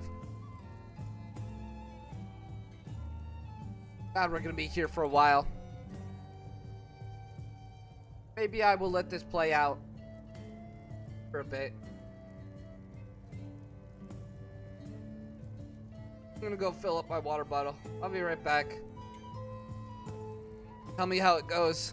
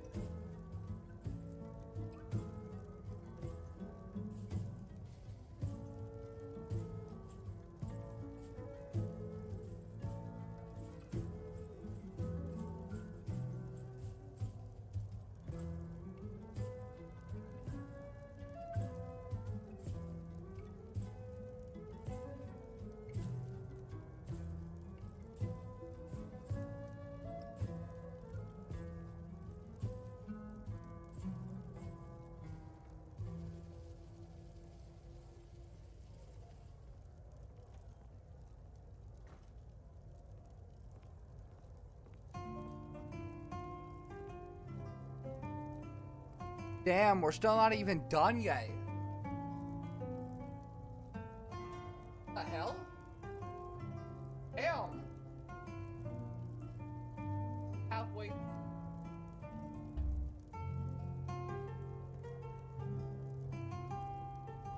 We're not even done yet. Oh man, this sucks. Yeah, I think what I'm gonna do is I'm gonna get back into being a music producer as well as a streamer is probably gonna be maybe impaired. Maybe I can just work on music during stream. But you know, yeah, it's something that is streamed. There are plenty of people who are doing that kind of thing. And I could do it. I could do it. Nothing's stopping me from, you know. Oh, that could be shaken more.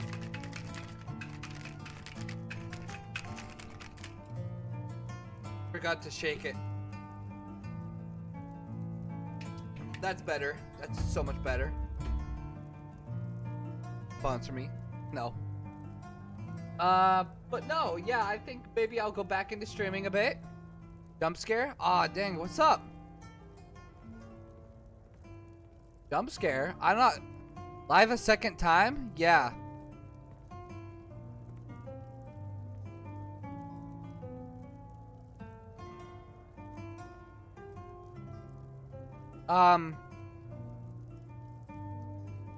Yeah. Did I scare you? So yeah, we're trying to get into Stalker 2 right now, but for now it's taking its sweet ass time. It only go a little bit more faster. I don't even have my chat going. Sad. So sorry. I'm gonna have to switch over to restream. Anybody who's trying to, like, you know, hop in and chit chat with me is probably gonna be left out because, you know, they can't see me talk and stuff, or I can't see their stuff. I have to literally open another tab. There are definite fixes for that. One of them being getting another monitor. I am not getting another monitor to put, you know, chats and stuff up there. I'm not putting it on my phone. I not keep two things on my phone like that. I'm both streaming on Twitch and YouTube at the same time. That's the complicated part.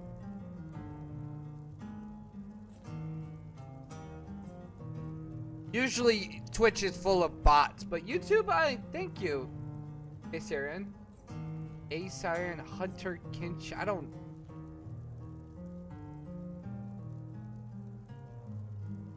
When was. Okay. This is gonna take so long. I might as well just watch another damn video and react to it. Or talk about more game of the year stuff. It's halfway. I should have done this earlier. I should have done this while I was doing it. I mean, it's going.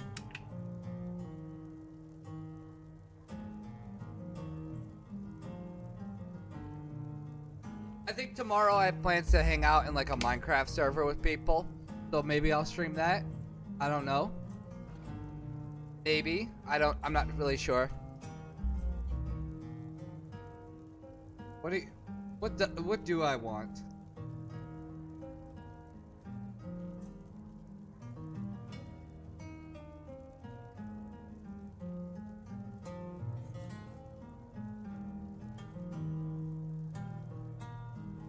Let me make sure all my platforms are online.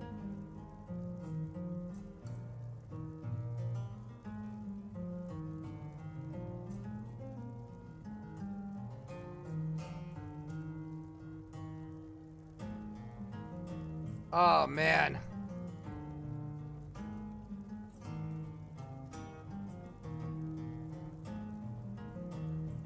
See, I'm sitting around much and I'm killing time. I guess I could be saying I'm killing time.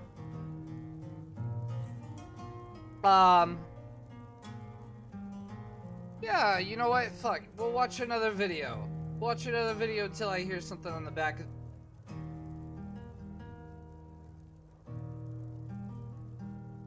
I have plenty of things to watch. Well, it compiles its shaders. God, games are getting so much.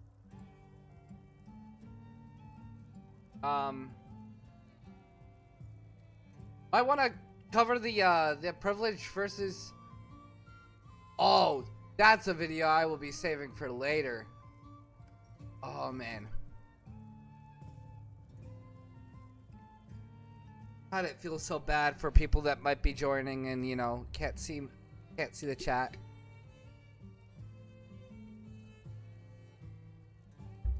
Or I could just fuck around on Twitter and look up a bunch of stuff. Honestly, I'm having a fun time on Twitter. For one thing, the Democratic Party is still having a meltdown. 4B movement is crazy. Shaving their heads to be unattractive. Yeah, that doesn't bode well to cancer patients, by the way. Baldness being unattractive is not a good thing to start making a movement out of. Not at all. I do not think so.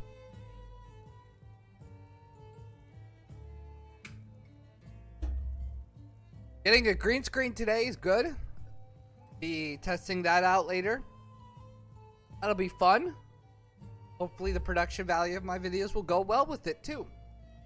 Or I could have wasted my money. Thank God it's Black Friday though. Black Friday week on Amazon. And you know, I'm spending less money than I would on something as trivial as a thing to hold up a green screen. Hopefully it works. That's all I'm saying is hopefully it works. Is Bloom right here? I want to get rid of that. I really do. Maybe it's coming from this? No. Where the hell is that bloom coming from? Oh, it's coming from the shine of a light over there. Damn, that thing's bright.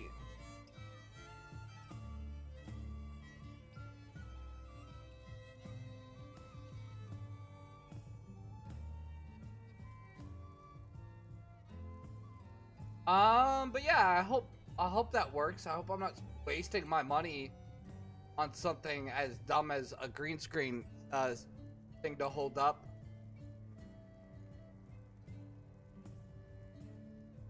Oh man. Even then. Okay.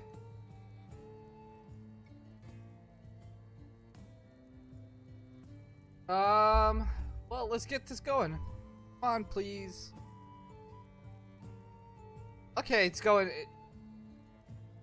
It's going a bit faster now.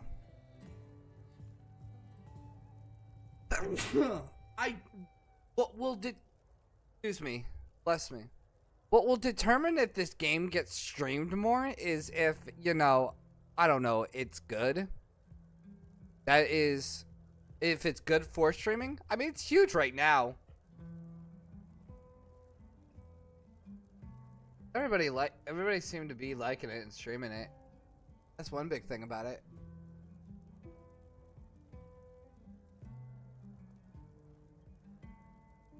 I am very glad to see Stalker, you know, appreciated.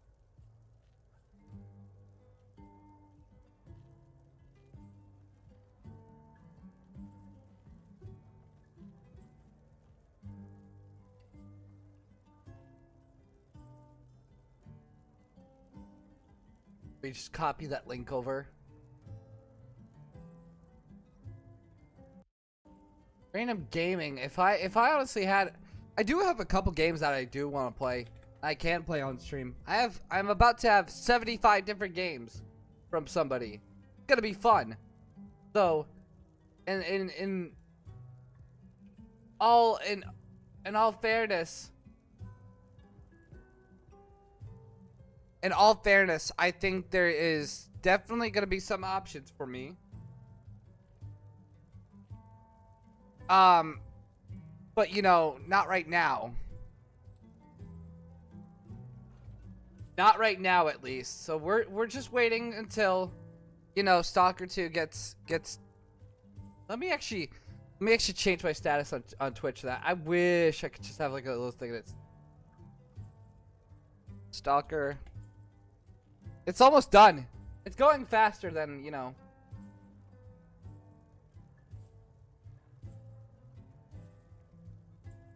Going faster.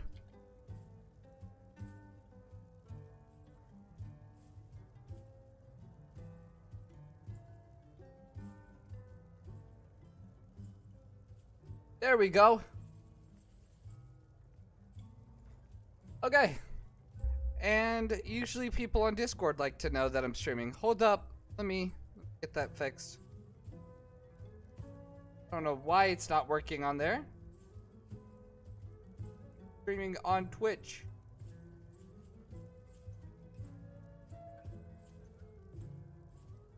I am not.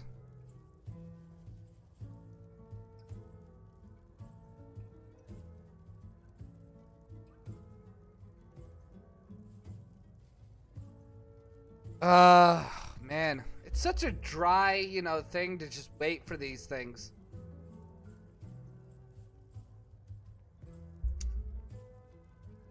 I could have walked away and made a sandwich and it would probably still be going. The wait will probably be worth it, though. The wait will be worth it. Hopefully. What I'm saying, at least.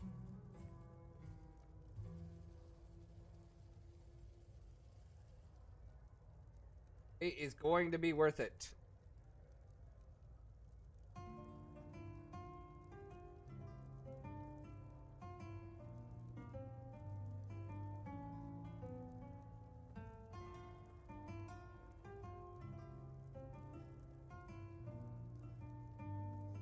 But she kind of disconnected.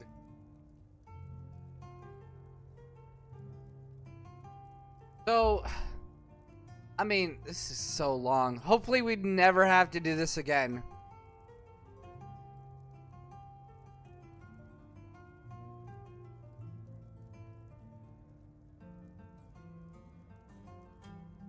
Okay, so nothing recognizes that I'm streaming at all. Okay, great. Woo!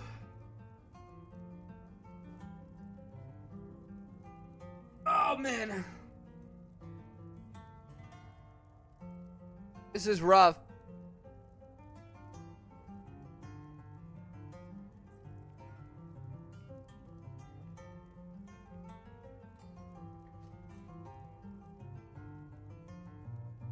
Hey, I can pop out the chat from Twitch. That's actually a really good thing. In case I got another lame bot comment. Lame. Lame. Yes! Okay, it's finally going. It's finally going.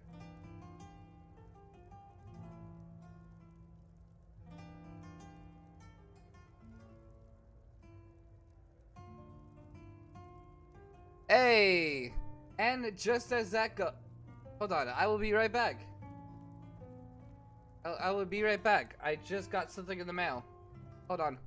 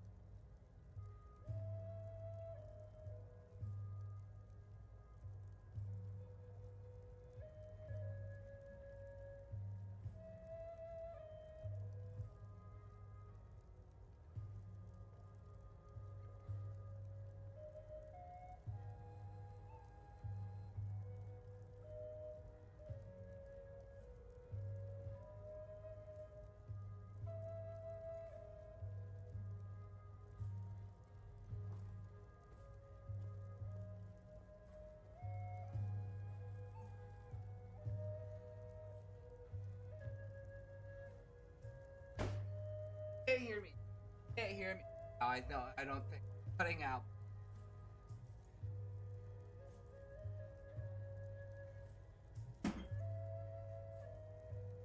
That thing was more bigger than I thought it would be. That thing was more bigger than I thought it would be. I don't know if it's gonna be a good solid green screen thing, but you know. We're about to see. For now,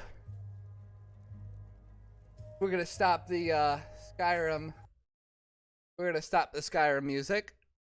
We're gonna go straight snack dab into Chernobyl. Stalker 2. Oh God. Poor thing. You're looking at all my different tabs. God damn. What am I ever gonna do?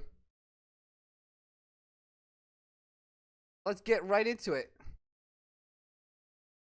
I'm gonna play this on keyboard and mouse. I know people can, you know. Wait. I wonder if I can't. Can I? Can I plug in my controller? Because if I can, that will definitely help. Sure, send technical.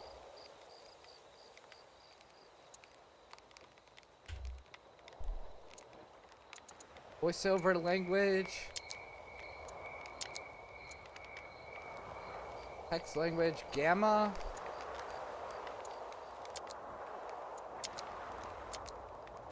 I can't tell the difference.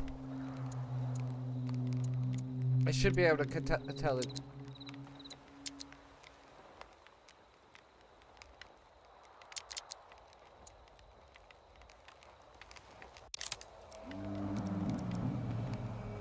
This looks like a dark ass game.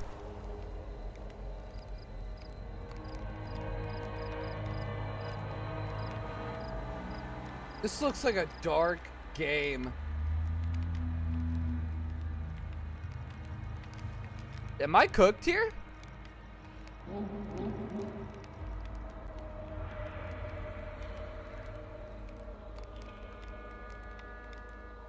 I think I'm gonna be cooked. New game, slot 1. Am I a veteran? No.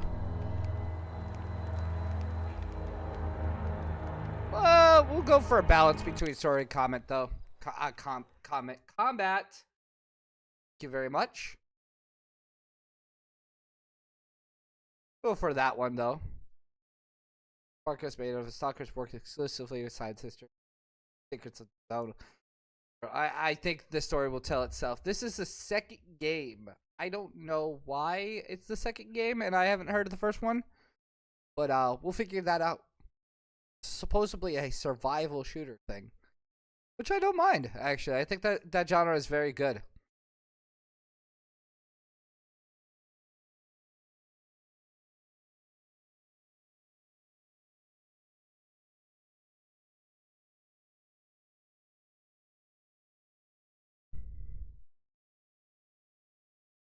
Loading.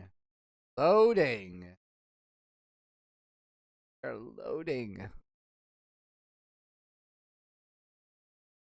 Just a little bit more loading, guys. I'm so sorry. Gosh. These games are so big these days.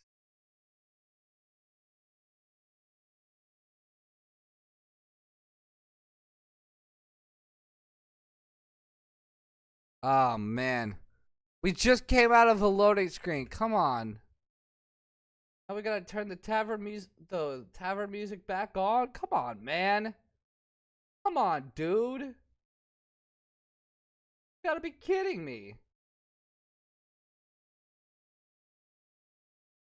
Got done with this.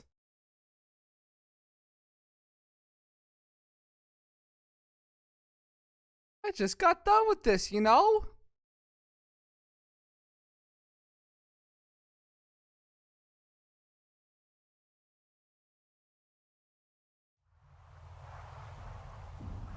Never mind.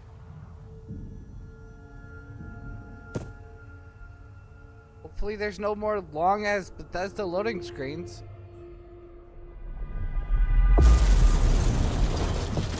Oh god, that was loud for y'all.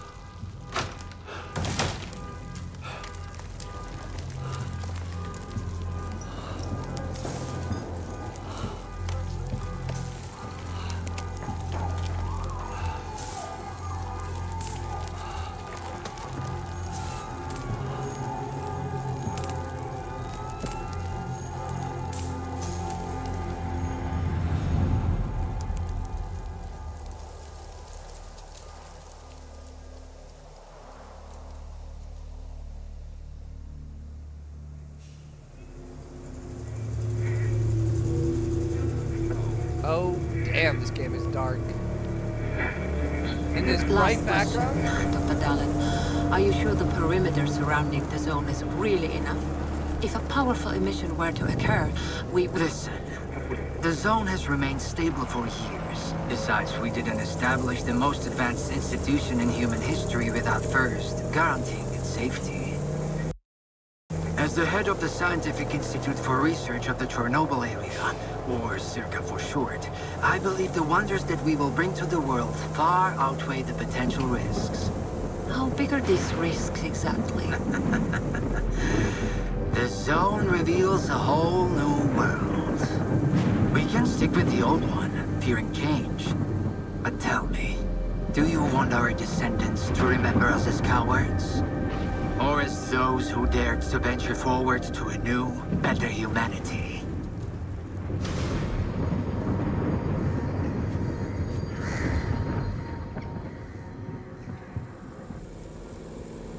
Oh, man. The injured were evacuated. I remind our listeners that a similar incident happened in our region quite recently, ruining homes and livelihoods.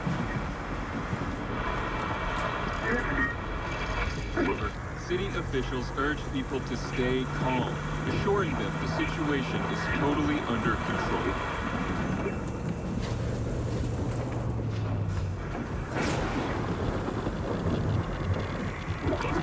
Sorry, I'm flipping through all these tabs. I'm trying to keep my chat open at the same time on both platforms, so I have literally one window. God, this game is loud. This is that bit. Oh, that transition was rough.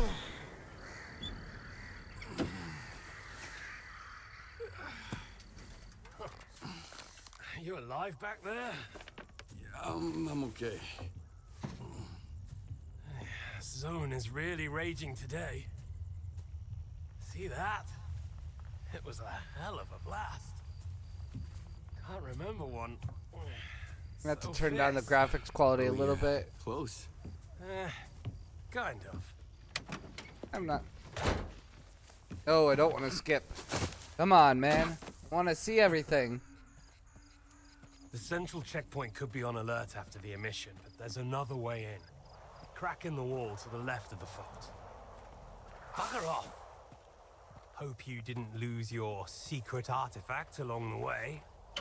If it was outside the zone for too long, it would have lost its anomalous energy.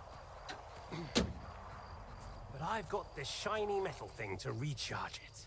One lucky activation, and we have a gold mine here. Sector 9, visual detection of the vault. I say again, Sector 9, visual detection of the vault. I have no clue about anything about soccer. Show me what you found. So, this is going to be great. It's a new game to me. What the hell is this? I've seen artifacts taken from the zone before. They always burn out and fall apart real fast. But this one? This one is not from the zone. Oh, I bet. Where'd you find it? In my laundry basket. Damn. Not every day something like that falls in your laundry basket. Who do you think you're talking to, huh? You have any idea what this scanner cost me? If it's not an artifact, it's gonna blow us all to hell! I won't let my hard work come to nothing because of you. I won't let you push it down the shit. Damn! This stone owes me a new home. We gotta move.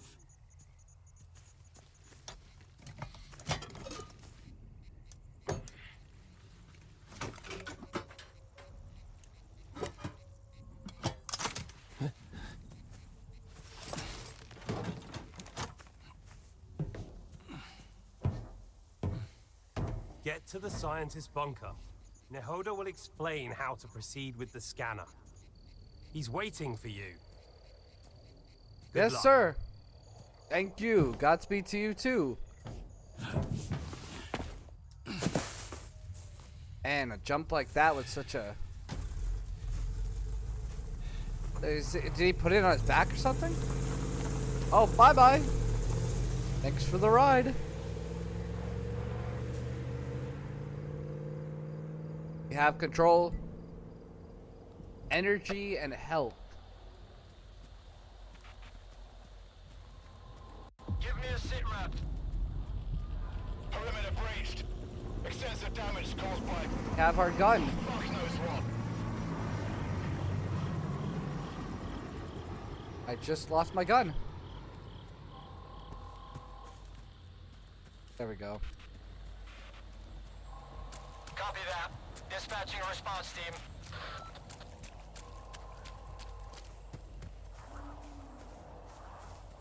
So I double tap W like I was playing Minecraft. Oh damn. What is happening to me?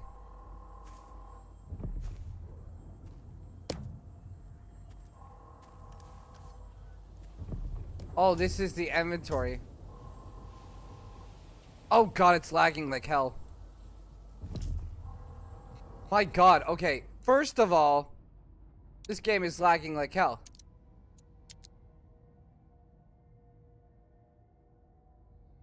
Oh. Please no. Yeah. Apply.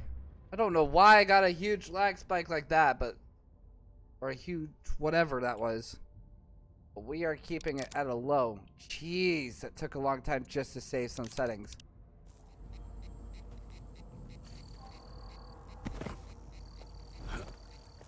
I might start getting more games on my PlayStation because it can handle it, and all I have to do is use a display output.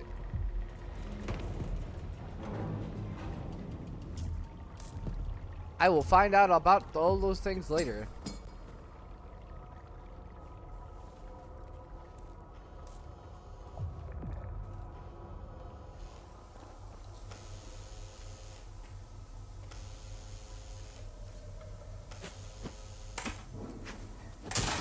Oh jeez.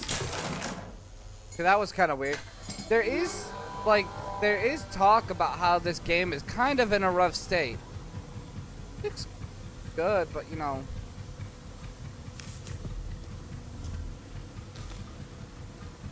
It's alright. God, is it dark and I need a flashlight though. I don't even know where the hell I'm going.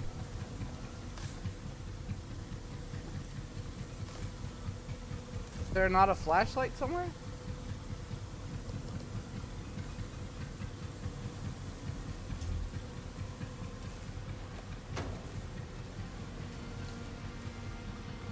Oh, good lord. I am...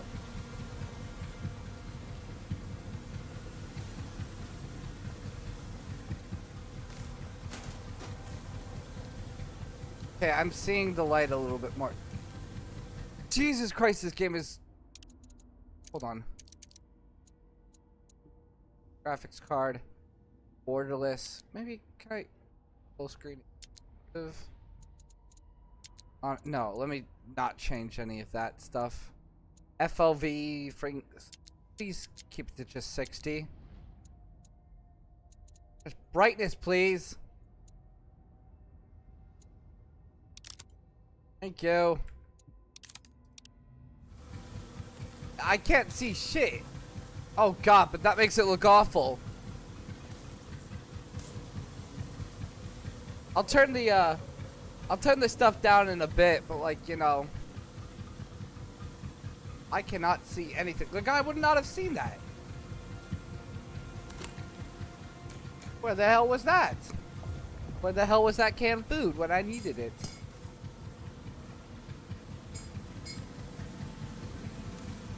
Okay, we definitely don't need to be in here.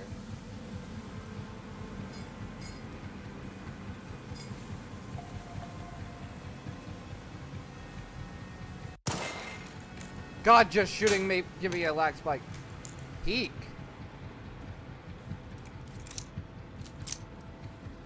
Oh, that's pretty good.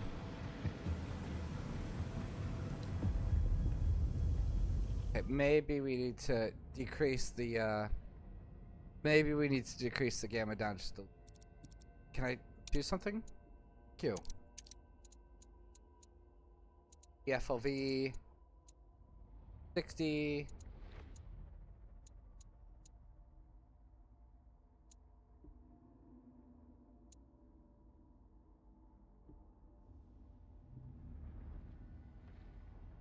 There we go. That's more comfortable. Where's your team? I'm on my second lap here, I'm going blind. They're en route, but we lost contact. Falcon 3, investigate the scientist bunker. What? Who do I need to fire at? Oh, I hear somebody.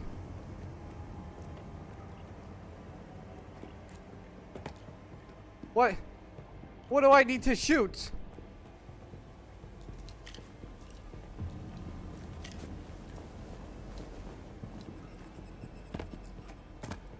I can't vault up over anything. Okay, I take that back. God, I can't figure out the lighting for this game. I can't. Should it be this bright? Should it not?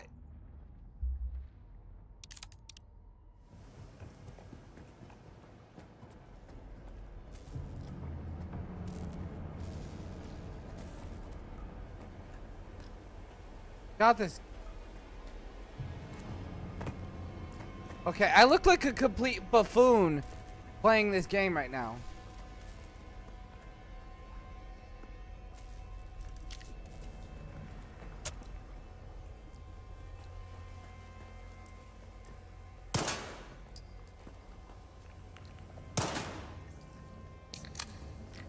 God, what am I doing? I'm drinking something without even... Wow, this is the opening. Wait.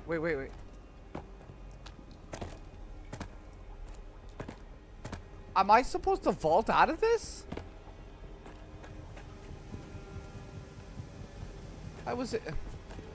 This looks bad. This looks bad on the end.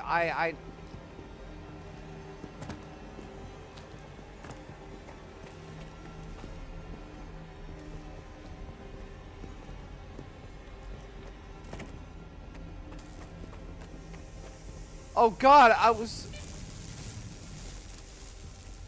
supposed to go down this way.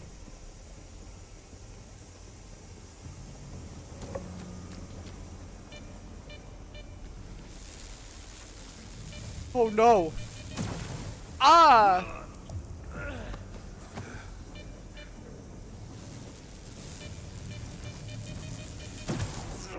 Well, I just died already. I just died already. It's not like... Okay. Yikes. I was trying to search a man. Maybe Woo! If you're gonna be sneaking around on doing a rainy day, we're just... Add in another piece of advice. Remember to turn that flashlight off. I'm like... Past. Okay. Yikes. This is rough. Not letting this be a downer yet, though. I literally waited so long for this game to, you know, release just for it to be lame like this. Come on, no. The lighting is bad, though. That's what I will say.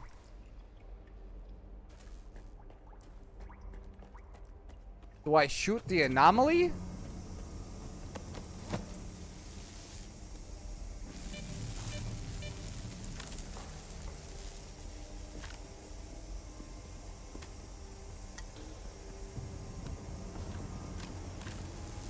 This reminds me of Rust.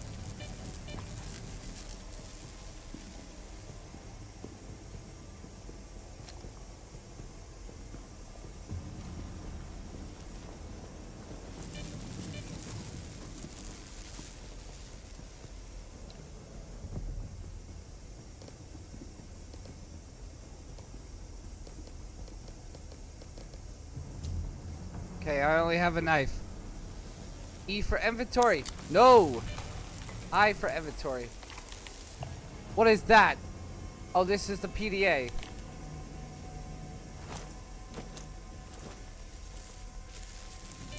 No, tab for inventory? Jeez. Oh my god. This game is kind of a little bit crazy. I swear to god I played games before. Come on, guys. Hold breath, toggle. Toggle. Whatever.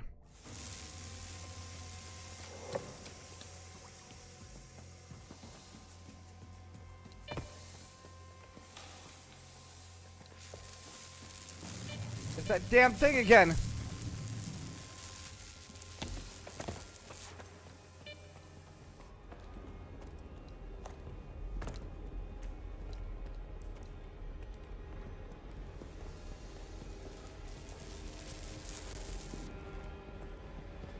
The hell is that thing? Better yet, why? See? God damn, they didn't think of giving me a flashlight and like...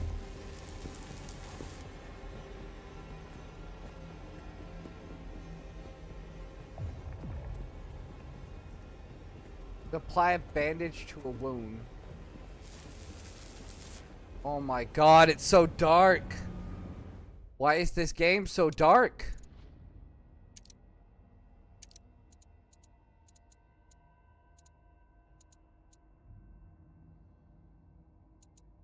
At this point, I'm just gonna turn it on like that.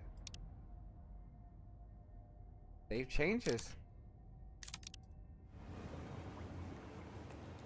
What the fuck?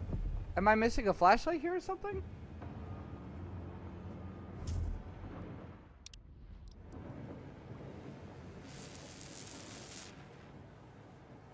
Press I to open your inventory. You should always have med kits and other consumables to hand in the zone. Use it to sign.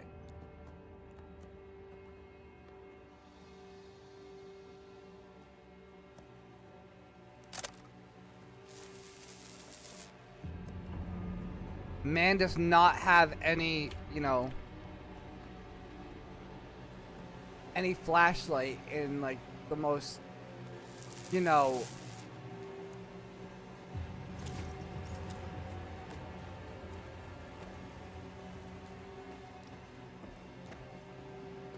what the hell? Have I gotten like lost in the void or something? Jeez. What the hell is this, man? God. What am I, yeah, like, what am I, lost in the void?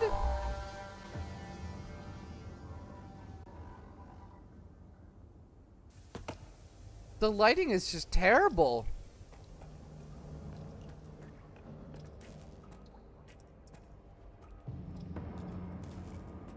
Can't be this bad, can it? The whole game?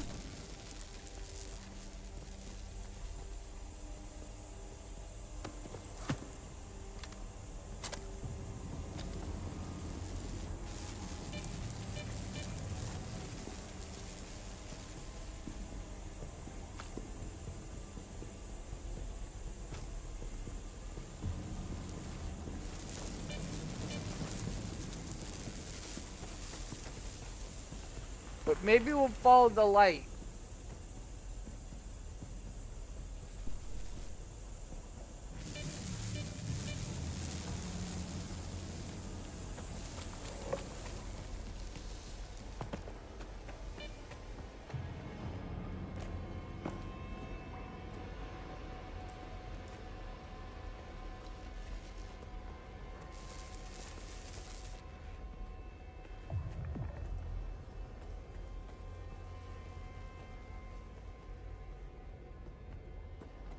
What the hell am I supposed to...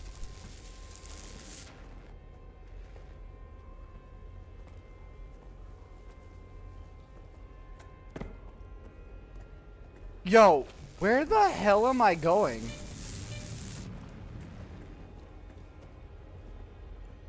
I'd open a... Dude, this is nuts.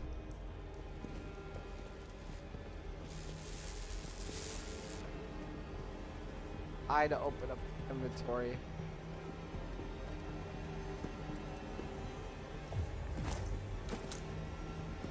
Dude, this is nuts.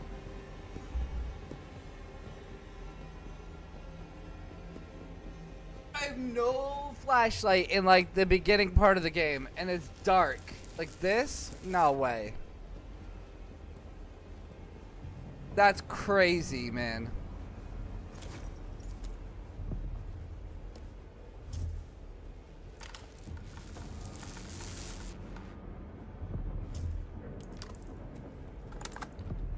Does this thing have a flashlight on it? I don't think so.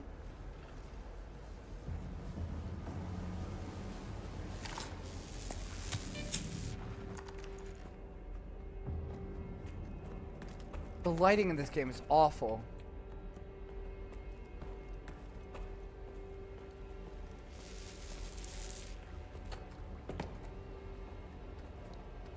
Getting even sent messages from my friends telling me I suck. Dude, like, I don't know what to tell you. The fucking lighting in this game is awful. Maybe it's just me, but like, God forbid. Is it trying to tell me something? The fuck is this?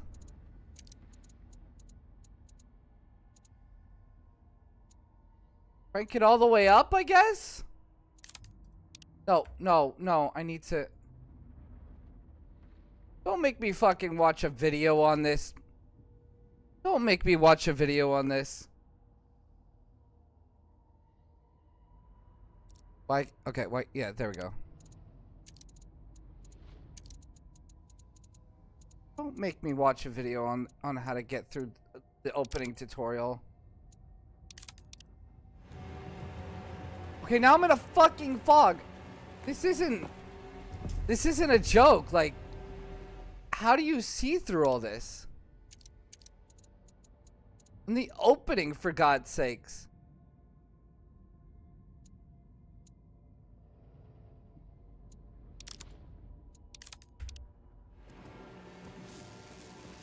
Oh my God.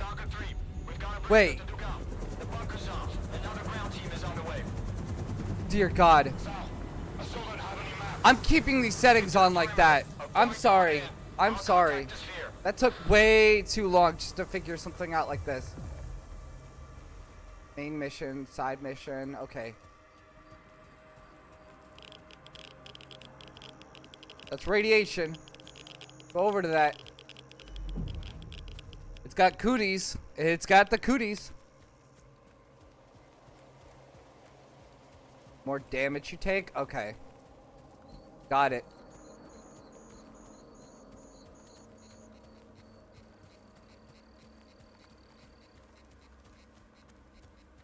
Is it bad enough that that took maybe a couple several minutes just to find a little, just to go fucking right?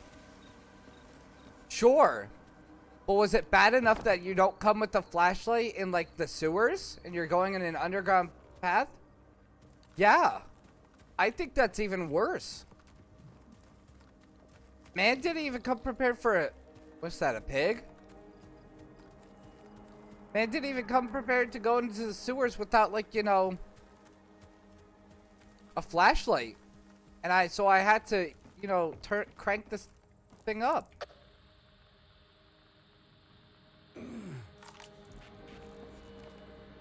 Barrier 1 to checkpoint south. The bunker is locked, and the scientist isn't responding. What the fuck? Man's disappearing. Popping in and out of existence. Is this what they meant?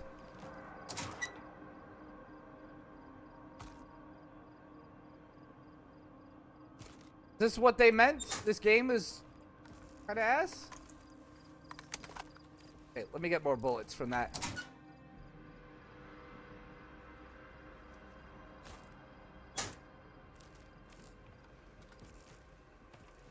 Right. What the hell was that thing? A freaky thing? I'll go see what the freaky thing has to offer. Hello, freaky thing. Are you here? If you're here, give me a sign. Have you reached the bunker? Find Dr. Ngoda. He's agreed to give you A lot of things are appearing slow. I don't think it'll be that easy, but I'll figure it out. A lot of things are popping in slow. Probably just gonna pay for, like, you know, labs. Everything work. Not all working. All this chat stuff and stream stuff and streaming and OBS. I lost it. I'm losing it. Bad.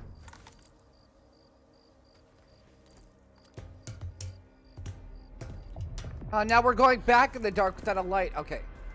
Thank God there's some red light. What the fuck happened here? Yeah, right. What did happen here, man?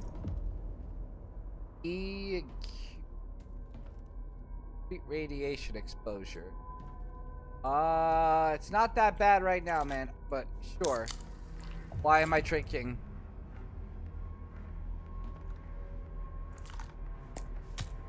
Oh, hold that to treat. Okay. Have anything else to offer, man? No, you don't. God, I hate the darkness. Why does it... Wait. Why do things like that fade? I get the shadows, but why does the lighting, like, fade? Like... That's kind of weird. AR-416. Why do I need multiple guns? Maybe I should put that one away. Wouldn't there be multiple, like, different types of ammunition? Bandage. That. Drop all. Water. Eat that. Good. Outdated electronic components used to be. Okay. Whatever that is. Dude, what the hell?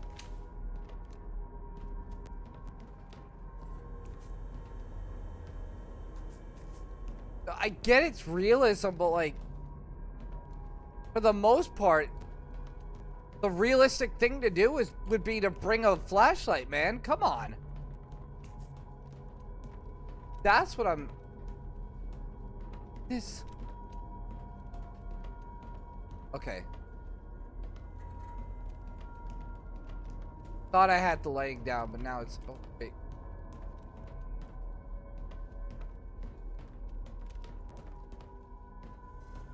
What the hell is this game's problem? Like I'm fumbling around with the lights. Oh my god. It's not that I'm bad at this, it's that the environment is... Oh my god. Okay, see, yeah, the environment is not well lit.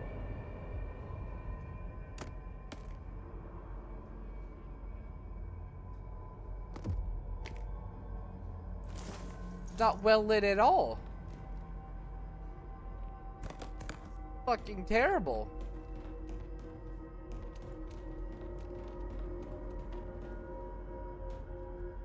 It's just awful. Please, yeah, turn on the power. Oh, thank God. Fresh relief. I can see now. Is that a good thing? Wait, yeah, because look at this. Things go... Oh, that's so weird. Why does that happen? Why is their lighting engine like that? Oh, so this was what I was in over here. I apparently need to go to... Started saving. Do I? Oh, I don't. I don't know if I really do.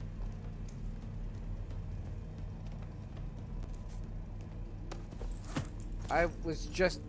Oh, yeah. No. Just here a moment ago. Dude, like a fucking map would be... Maybe I'm... Yeah, that is so weird that the lighting goes like that. Maybe Maybe it's my graphics. Let me try to turn those back up again. Maybe that'll work. Maybe that won't. Maybe that'll crash my computer. Maybe that won't. I don't count on it though.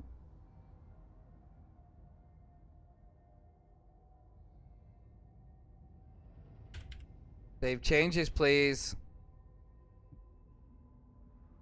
Takes a hot minute for everything to sit in, really?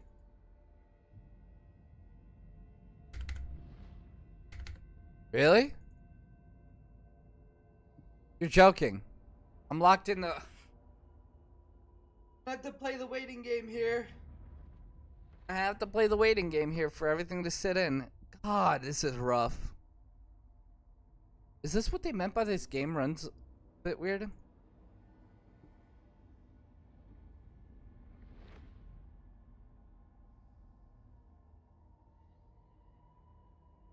Dude, what the hell? I might be losing it today. Oh my god. It took that long for it to do it.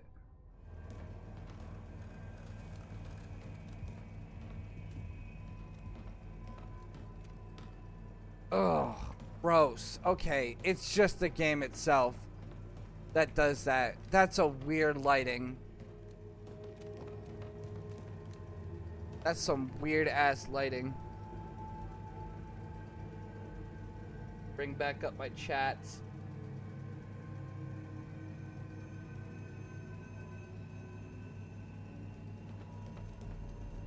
The trunk right here. Ammo. Always good to have all of that. Egg kits. Have that too. That's cool that it does the animation through and through like that.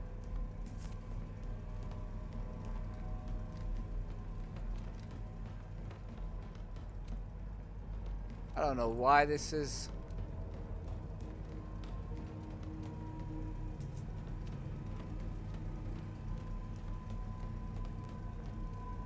Like just needing to turn on the power and go. So I can leave, maybe. Oh, I was just here. God damn, my game's lagging.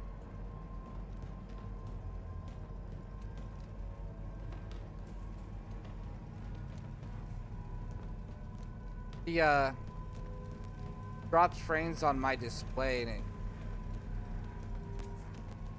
seems like it's this room. It's not very direct about things. It has a marker and all that. Let me follow the marker tightly. Oh, I gotta pick up his damn PDA. God, man. It said find the PDA, but you know. Any updates? Nagota's dead. So are the other sides. It said find the thing, but I deleted everything. Oh, God. We're screwed. Get out of there immediately. Suck at this, buddy. I just Stop joined. freaking You just out joined. And tell me where the You data just is joined. stored. You haven't seen half of it. Find his laptop. The coordinates should You be haven't there. seen half of this. It's awful. It's awful, and it's been almost half an hour since I've been going through this. You don't know Stalker 2 like I do right now. We'll get going. Get this going. Don't worry. We'll get out of this weird little unlit area. I mean, it was way worse. What's up? Have you met Herman's client yet? Tell him a new mission means new coordinates. New coordinates means a new bill. Nagota's dead. I'm Mr. Client. Whoa! That's a hell of a mess you got there, boys. Well, screw that smart-ass bastard. I never liked him anyway. Ah, Hold on damn. a sec, Mr. Client. Did Herman at least tell you what to do with the coordinates? I'll figure it out. Yeah, I'll figure it out. One way or another. Sounds good to me. Well, the teapot's boiling. Over and out, Mr. Client. Mr. Client. Okay. Do you have the coordinates? I hope you do. Things are about to get a little more complicated from here. Good thing it's been a walk in the park until now. Yeah, we haven't found anything weird yet. It's a mobile lab. The scientists ought to have at least one. Any? I've already got a detector. Oh god, it's You'll lagging. need to acquire an artifact to shield yourself from the scanner's radiation. If you don't, you might end up joining the Oh order. shoot, there you go. Find an anomaly. After the emission, it shouldn't be that difficult. It's radiation. Use the signal to navigate. Got cooties. If the Stalkers have figured it out, I'm sure you can too. After that, attach the artifact to your belt and go plant the scanner. Just try not to get killed in the anomaly. That would be rather embarrassing. That's kind of cool.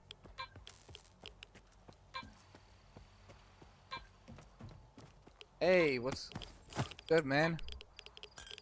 Alright, I'm just gonna steal your water for a moment. Your bullets. Med kit.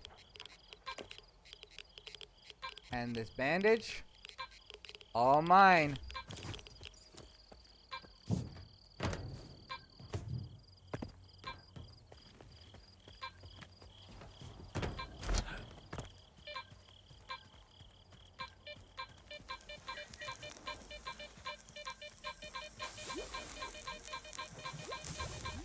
What's going on? Oh jeez! It's cooties.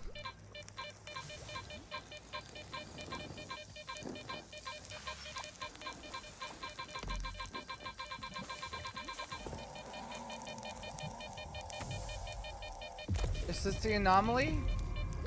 You want your artifacts to work, you have a place for them.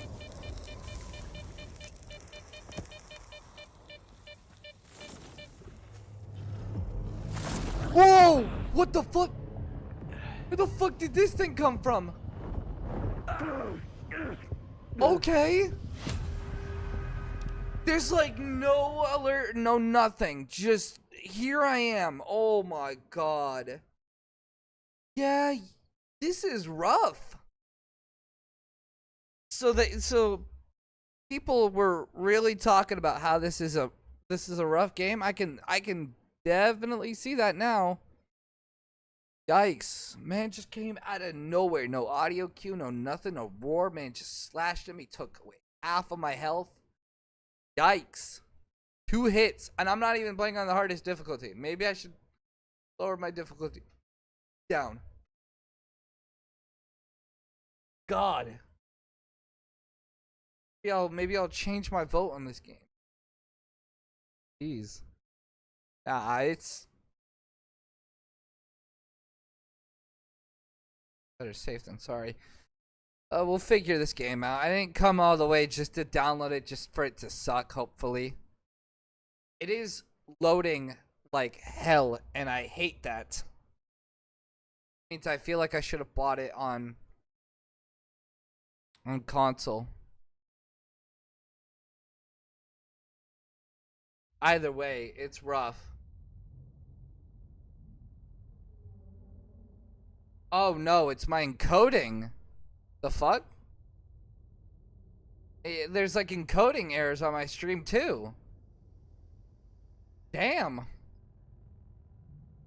Okay, and even then, when that encoding error happened, like there's like audio stuff that just played. Oh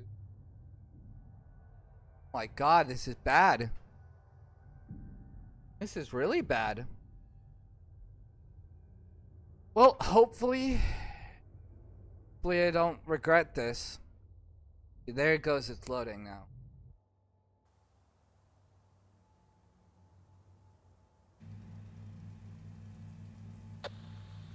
Oh my god. Oh god. This can't be real. This can't be real. The stuff is still loading in? Oh, this can't be real, man. Find an anomaly. After the emission, it shouldn't be that difficult. Then use the detector's signal to navigate it. I can't even Stalkers pause. figured it out, I'm sure you can too. It just took away my heads-up display after I hit escape. And it's trying to generate the subtitles. Oh, this is bad. Oh, this is absolutely bad. Oh my god, there comes every... After that, That was Attach rough. the artifact to your belt and go plant the scanner. Just try not to get killed in the anomaly. That would be rather embarrassing. Okay, whatever's coming after me this time, you are not getting me. If it does, I swear to God. Whatever that was.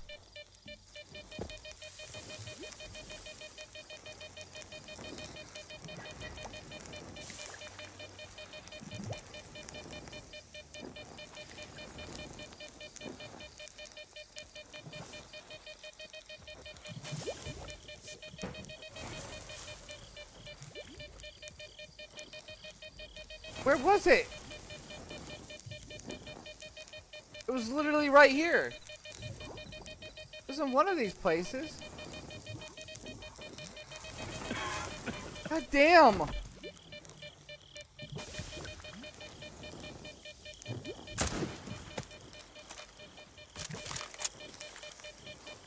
This is rough. This is rough as hell.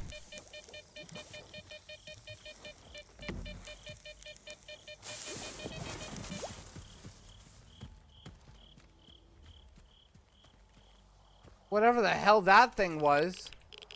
God, now I'm getting radiation.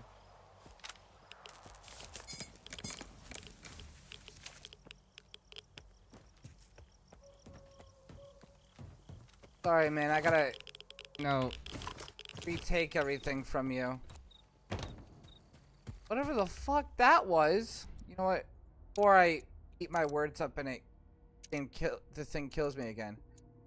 Difficulty. Rookie. I am rookie now. I am going on easy baby mode.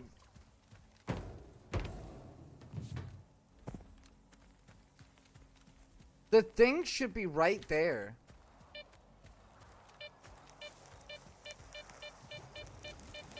And whatever the hell tried to attack me, the slug thing just came right there. I don't know where it... I swear to God, I'm not bad at this. Literally the game. Maybe I need to press Q?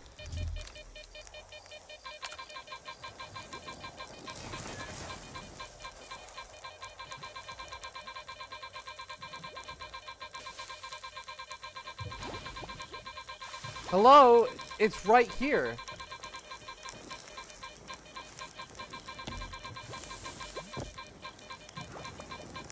This is bad. Oh.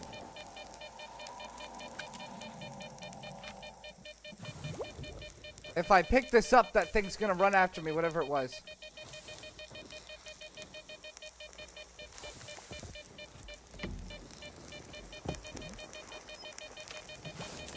No, no, no.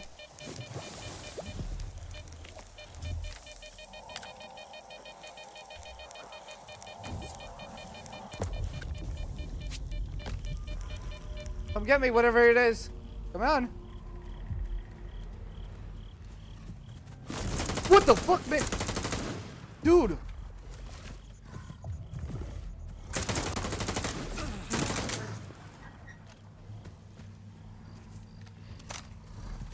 The fuck are you?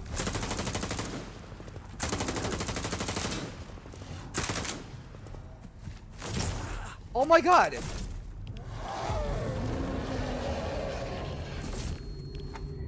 There's no fucking... Wait! Dude, die.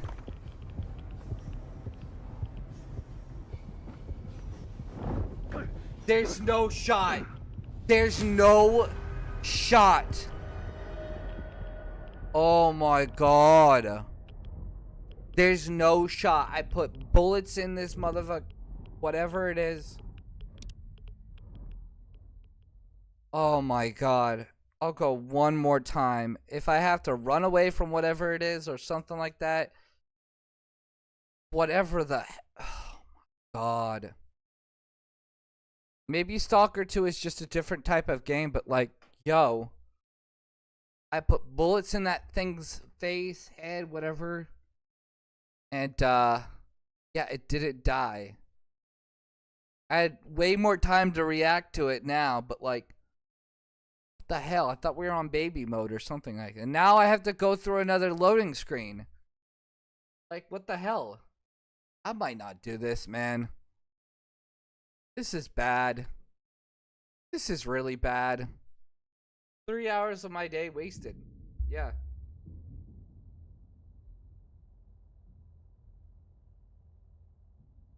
I don't suck at this. This game probably does suck. And it has actually been getting controversy online about how it's kind of iffy. And it's weird. And it's non-responsive. It is opening week after all. Maybe they need a patch. Stuff is bullet spongy.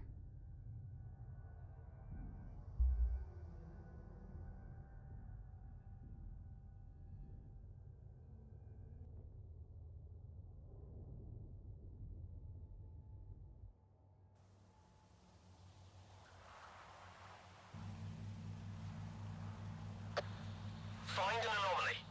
After the emission, it shouldn't be that difficult.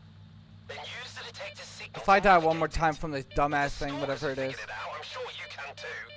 Oh god, my I can't take this anymore. I can't take this anymore. Either A, I can't take this. I'm sorry.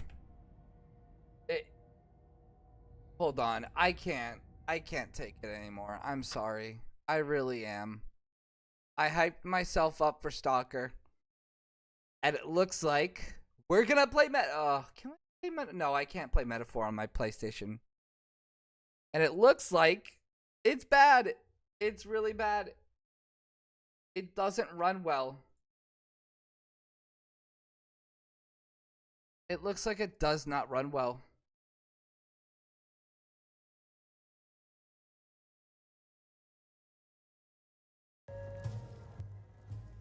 Oh, this is embarrassing. Look, this is like my first run back in of streaming, okay? Oh. We're gonna come over these things, you know? One of them being I picked a shitty game to stream today. That being said, I've wasted enough of my time and it's about to be 3 hours in on the stream. I might come back on later and do something else. But other than that, you know what? I'm closing up shop. I'm really disappointed. I know I quit way too early in and I didn't figure out, you know, if the monster could be shot, killed, or I had to run away from it. But you know what sucked about that game? How it ran. How it ran. I got a big package over here that I can assemble for a green screen and see if that works. I'd rather go do that. So, well, I'll be back maybe later. We'll have some chill Minecraft and Helldivers maybe. That would be great. Two very polar opposite games. Yeah, that's it. See ya.